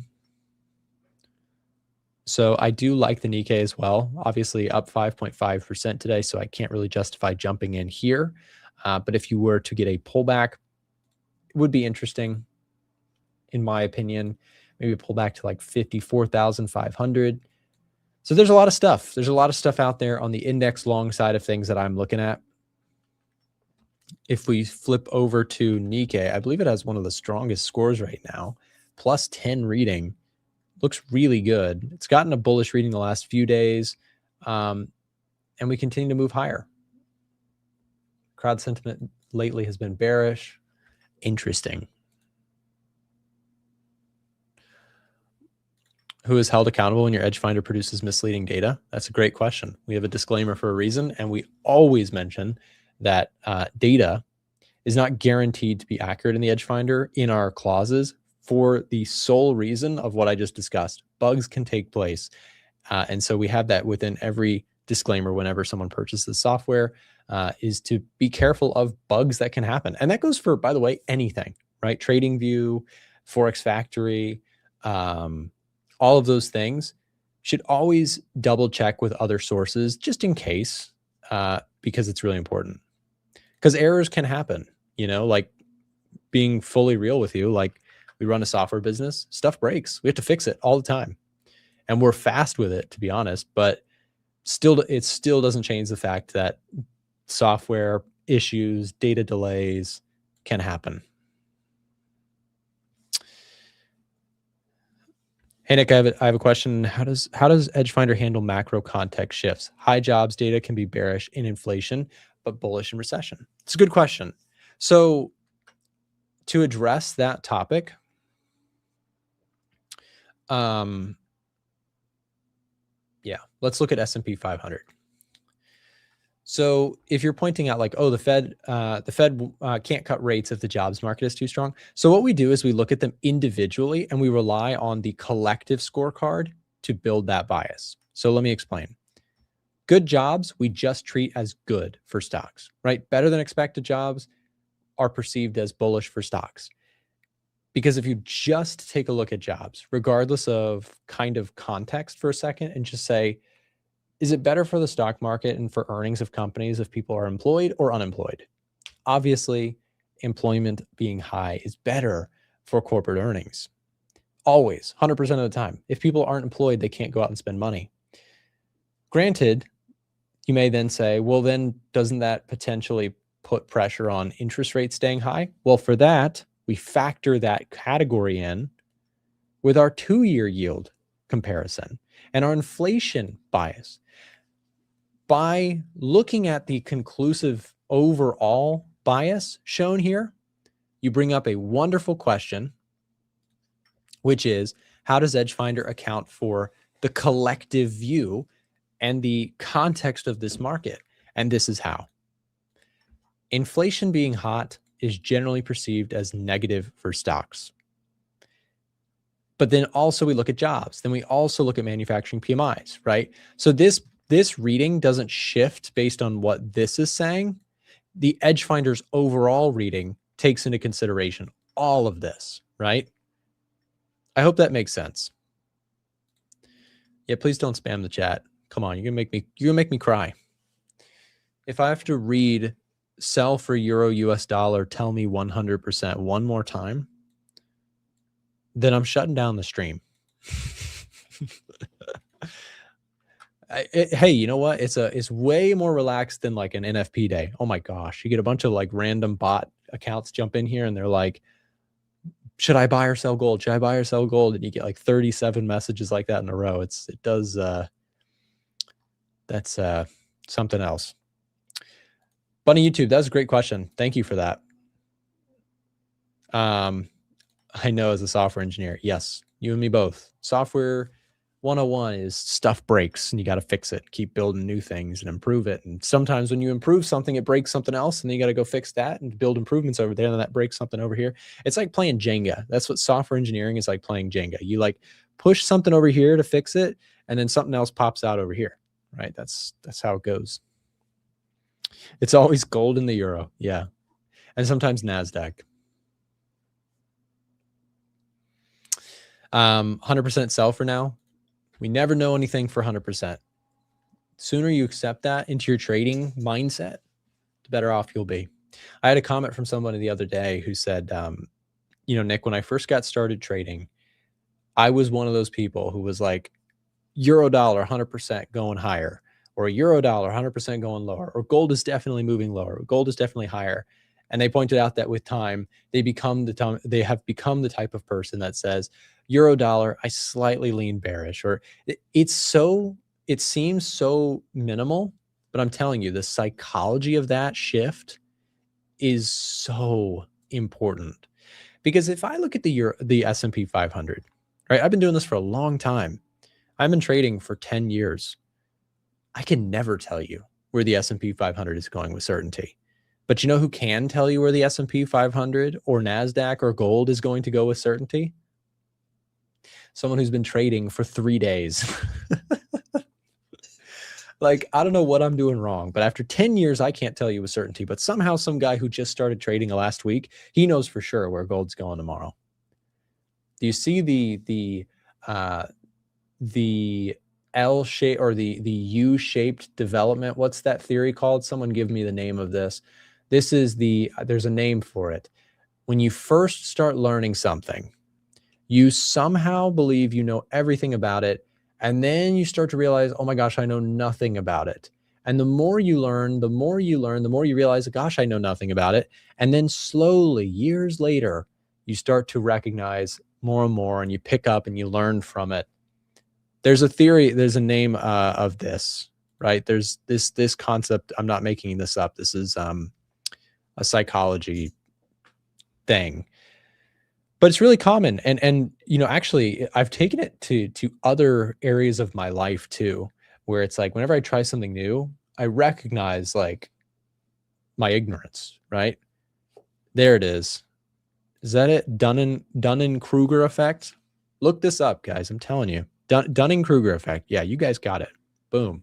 Thank you guys for that. It is so real in trading. It's unbelievable. Like I said, somehow, after 10 years of just obsessing over this, right? I can't tell you with certainty where the market's going to go. And I don't have to, by the way. Doesn't mean you can't make money, by the way. It just means I can't tell you with certainty what's going to happen next. But yet somehow, Lambo Bro 37.9 on YouTube can tell you exactly what gold is going to do in the next 2-minute candle. And he's 30 seconds away from being able to afford his 7th Lambo. What am I doing wrong? In all seriousness, though, those are the people who, unfortunately, they get smoked. Like those people lose all their money. And then they either 9 times out of 10, they quit trading and they give up. All of us have been there when they first start, right? Oh, clearly NVIDIA stock has to go up. It's the best company in the world, right? But with time, if you're still around, then you learn to humble yourself and you realize no one knows for certain. And all good traders are doing is trying to weigh the risk reward. That's it. That is really it. I mentioned my bullish bias shift on S&P 500. Do you know that I'm not sure where the S&P 500 is going, but rather that I think the risk reward is better being long with a stop loss than being short with a stop loss. I think that there is more potential gain on the upside than gain on the downside. That's it. Now, I'm waiting for pullbacks because I think that's where the deal even sweetens further. That's the spot where I'm like, risk reward, that looks good right there. I will take that trade and accept the full consequences of my decision. But no, Edgefinder does not tell you buy S&P 500 and print money. It doesn't tell you that. It tells you List of metrics. Generally, we're getting a bullish bias here. Okay, cool. Where do I want to take a stab at it personally? I agree with the Edgefinder's reading. I'd like to take a stab at 66.25. I'd like to take a stab at 24.250. In the meantime, what am I supposed to do? Take this hand and then take this hand, and then I'm going to just sit on it, and I'm going to wait. That's it. Because nobody, we've had a big move here higher. I don't want to chase that. And a lot of people probably did that right out the gates today, probably chased NAS and S&P 500. It might not come back to me, by the way. Like I might not get that setup. If I do, I'm going to probably take that stab that I've been talking about. But if I don't, then I'm going to look for other ideas or reset again. The next spot, I think that if the bulls just run to the upside here, I think your next major spot is probably 25,400 and 25,800. So if we clear those areas, then it will be new all-time highs and probably repeat the process. Like wait for that setup. You please go over how you interpret COT data on the Edgefinder? Yeah, let's do it. So in terms of how the Edgefinder interprets it, the scoring within Edgefinder, we look at the net positioning of the COT data, which is more of a longer term indicator. And we also look at the latest buys and sells on a weekly basis within our scoring matrix. Okay. First time live with you. Welcome. Thank you for being here. Hey, I know I mentioned it earlier, but I'm sure we've had a bunch of people join here as we've got meeting minutes coming out. Join us in the Discord. We'd love to have you in there. We just launched a free chat room in our Discord. Now, obviously, the cool kids are in the VIP one, but if you want to start out and just join the crew here over on Discord, maybe we'll drop the link here in the live stream chat, and you can come hang out. We have a Discord chat that is free to join now. We also obviously have the paid access where you can see the trade alerts, etc. But for now, VIP or free access has been offered inside of our Discord. Are these Discords read only? No. So again, like I said, we just kicked off a free access chat room where you can speak to other traders. Gold's dropping here. Yeah, gold has been just so wishy-washy here recently. If I look at gold's reading overall, I've said this a couple times on the show today, fundamentals look bullish for the dollar on a macro level, right? Jobs data has been strong, inflation's been sticky, probably is going to stay sticky for a little while, rate cuts getting priced out. That story doesn't go away even with a ceasefire. So gold just, yes, it had a bump, but I don't know that there's a lot of follow through right now on gold. Maybe I'm wrong. Maybe it rips from here. I just don't see the same. It's a different chart than it was in 2024 and 2025. In my personal opinion, if you're trading it just like 2024, if you're trading it just like 2025, buying every dip, trying to catch runners once to the upside, I don't know that you're going to have the same kind of success in this environment. Lee, who is a frequent, he might even be in the chat with us here today, maybe not. He self-reported, and I respect this. I respect this a lot, by the way. He self-reported that he's like, yeah, I had a lot of success trading gold in 2025 because he was on the buy dips, let them rip, and make money side of things. By the way, same here. Like that strategy might not work though now, because some of the same story, we've talked about this a lot on the channel here recently. The rate cut story has fallen apart. Inflation is likely to be sticky for a little while. That story for gold is a bearish one and has shifted this from an easy buy every dip type of price action chart to gold bulls are going to have to do some work here to get this thing grinding higher. Like rate cuts coming back into the picture. What gets rate cuts in a hurry? Bad jobs data. What do we just have? Strong jobs data. That's why it's picking up bearish on Edgefinder's scorecard for gold. Strong jobs, right? What about inflation? Well, inflation, 2-year yield's been higher. Producer price index came in higher than expected. We'll get CPI data on Friday. The story is just not as easy for gold right now. So this leaves me in neutral camp. If I was to do anything, if I had to place trades on gold, personally, not financial advice, I'd probably be looking at like selling strangles on it. Like, I don't think it's going very far either direction. Maybe I'm dead wrong. That's my opinion right now. So that's it. What's up, Lee? Good to see you, my friend.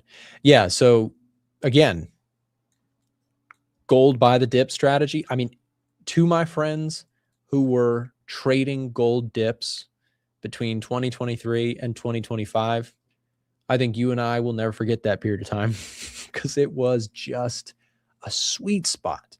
You just had the perfect story. Central banks are buying gold. They still are, by the way, but it's not enough. If you lose half the story and you still retain the other half, the bull case is still hurt, right? The big part that we are losing is we're going to get a bunch of rate cuts, inflation's falling. That story's gone. Macro matters, right? That's the whole point of what we talk about on this show all the time. Macro is a huge component to what we do. And so if you've been wondering, hey, if you're a technical only trader and you trade gold for the last few years, then you're sitting there with your arms crossed, one tear in one eye, and you're looking at this and you're saying, hey, how come my gold chart isn't easy money anymore, right? Well, put your pacifier in your mouth for a second and just like acknowledge, like macro matters, right? Macro matters. The story changed. FOMC guidance, we'll see what they say. I don't know how much in regards to new information that they're going to give. The Fed has been on hold with the whole oil spike situation. And so I don't think the Fed is going to make any drastic measures or moves, at least from Powell's recent remarks. Doesn't seem like he's going to, or they are going to make some kind of drastic decision on rates. So to be honest, I wouldn't be surprised if it doesn't move the markets very much, but it could. It could if they say something in regards to inflation expectations or jobs data. So we'll see. But Powell, I say this every time we do one of these, Powell is not going to be speaking on a stage today. A lot of times people, when they see FOMC meeting minutes, they think we're about to pull open a live stream with Jerome Powell talking. He is not speaking today. So let me save you the headache of rushing around YouTube and searching for Jerome Powell live. Trust me, I know exactly what you guys do because I do it too. He's not speaking today. We are getting a released document of meeting minutes, meeting like scribe notes, basically from behind the scenes of Fed commentary. Can it move markets? Yes. Does it usually? Not a ton, but it can. Right. So we still want to look we'll watch headlines to see if anything really interesting is found in there, but we do not need to be looking for on YouTube Jerome Powell live because he's not speaking. So save yourself the headache. Nothing of that nature is happening. Could still move markets, but it is a document release, not a Powell speech. How do I access the document? It's on the Fed's website. It is like a big text file.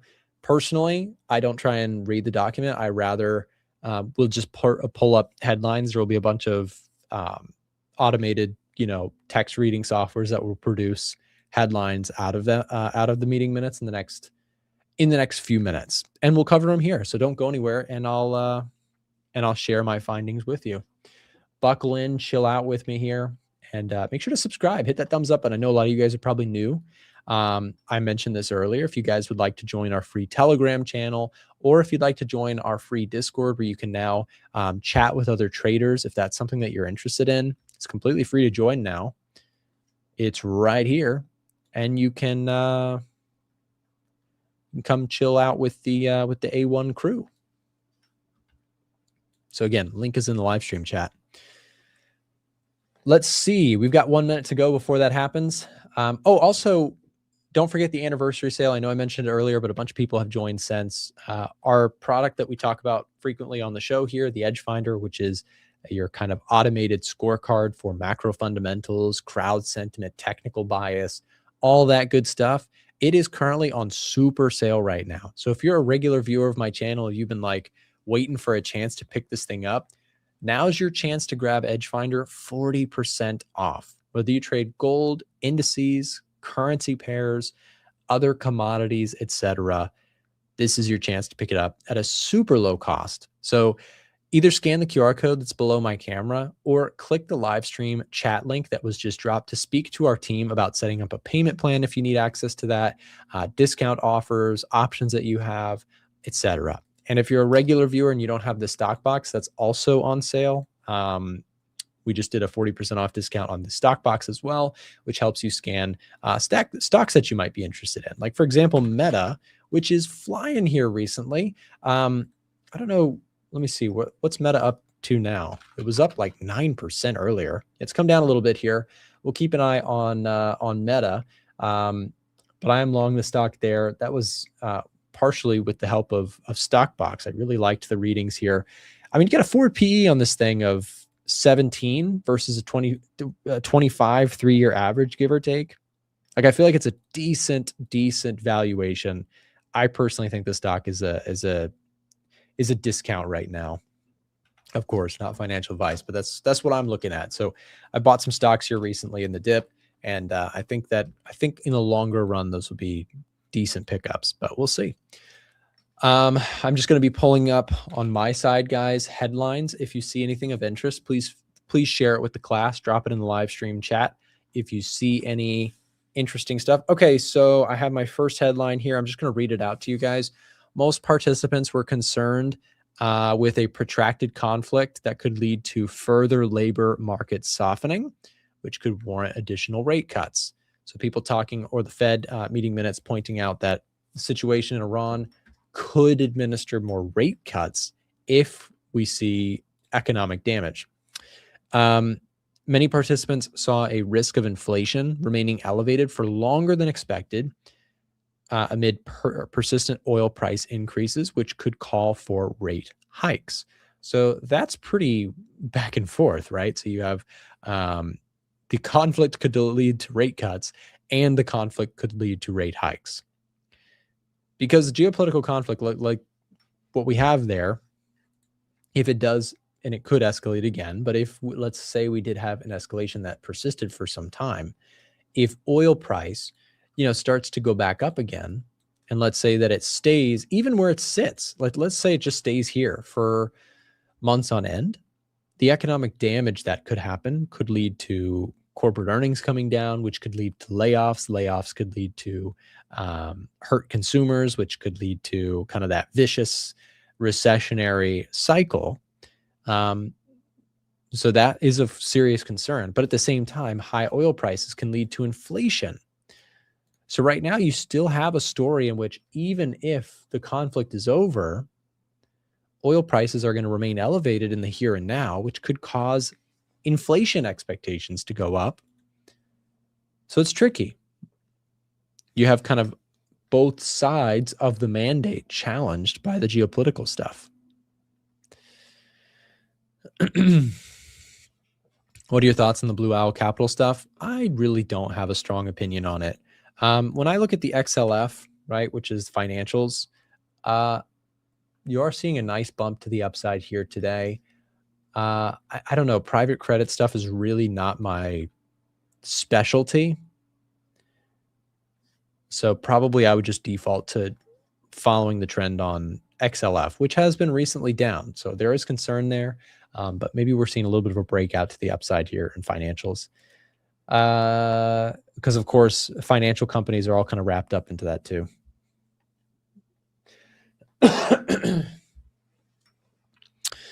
Please don't spam the chat. Can you tell about gold? We already talked about gold if you want to zoom back in the chat, but please don't spam it because then I can't read other people's comments. Nick, if growth, jobs, seasonality, etc. are all strong, but inflation is bearish, won't Edgefinder still overall show bearish? Sorry, Edgefinder still overall bullish since bullish factors still outweigh one bearish input. Yeah, so it is possible when looking at Edgefinder's scoring, it looks overall. There's possibilities where one of these things could look really poor.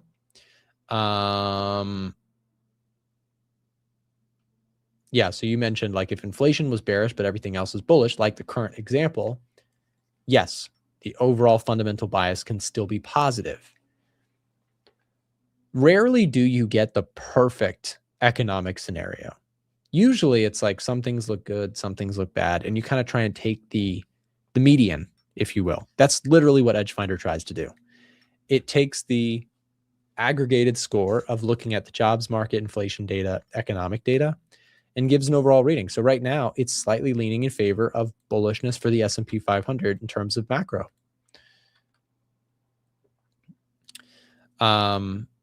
So we'll see.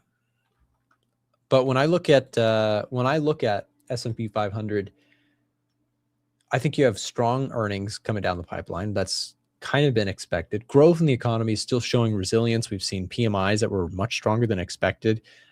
Lately, we had manufacturing PMIs that were good. We did have softer than expected services PMIs, but retail sales strong, consumer confidence strong, jobs report was really good. So let's see what else we had. Any other FOMC stuff?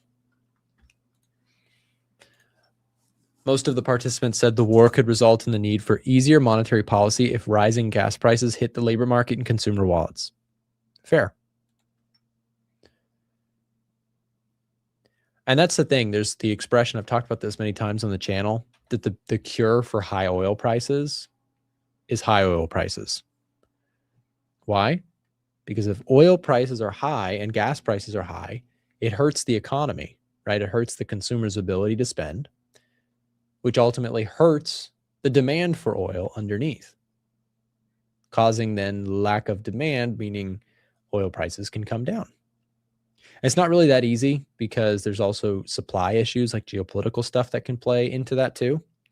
But from an oversimplified way, oil prices being high oftentimes leads to oil prices coming back down.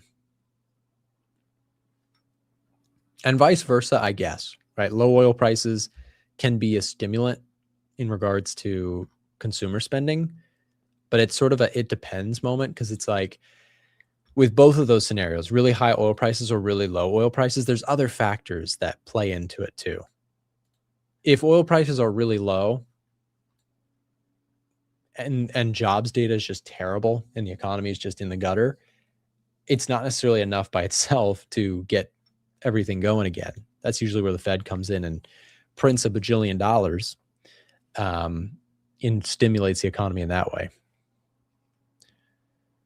Most participants commented that it was too early to know how developments in the Middle East would affect the U.S. economy and judged it prudent to continue to monitor the situation and assess. I think that's totally fair. Thank you for sharing that, Lee.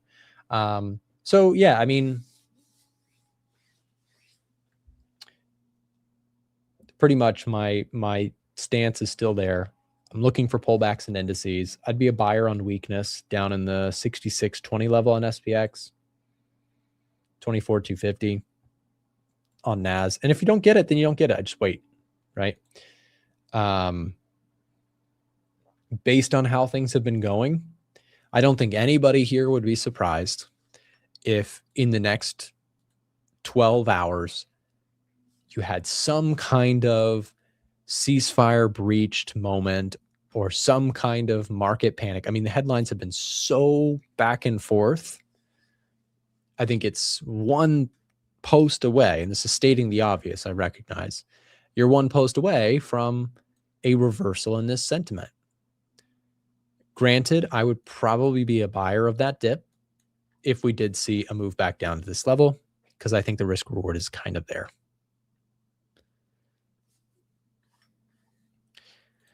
I finally understand that about oil prices now. Thanks so much. You're very welcome. Thanks for being here. And shout out to everybody who's hanging out. We got 950 people watching between all the different places that we're streaming at. I mentioned this earlier. Join us in the Discord. We just launched a free Discord access version where you can jump into the chat and speak to members of our team. You can, of course, many of you guys probably know our other streamers. That is of availability to you to participate in. And like I said, last call on the discount here going on right there. our Edgefinder 40% off discount. I'm gonna shut down the stream here in just a second, but before I do, I mentioned it earlier, but if you guys are not already using Edgefinder and want to take advantage of our 40% off discount, if you message in right now before the stream ends, we'll give you 45% off. It is an extra discount that we do for people who message in. We like the opportunity to speak to people, to get to know you, and to see if the product is right for your trading. By clicking that link and speaking to us, you'll be speaking to a real person on my team who can set you up with access to Edgefinder at our lowest price of the year and set you up on a payment plan with that 45% off discount if you need it. But it does not hurt to chat with a member of our team, to vet out to see if it's the right product for you. We'd be happy to send resources. They can also send you free access to our Edgefinder course that is completely free to explore to see if it's right for you as well, and so much more. Don't miss it. The 40% off anniversary sale is for only a limited time. So there you go. And with that said, guys, we're going to wrap up the stream here. We went for 3 hours, 11 minutes today, and it was a lot of fun. So thank you for being here, and shout out to you guys. Have a great rest of your day. See ya. Thanks again for watching today's show.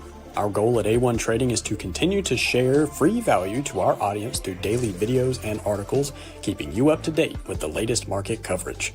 If you enjoy our content, make sure to subscribe for more. From all of us at A1 Trading, have a great day, and we'll see you next time.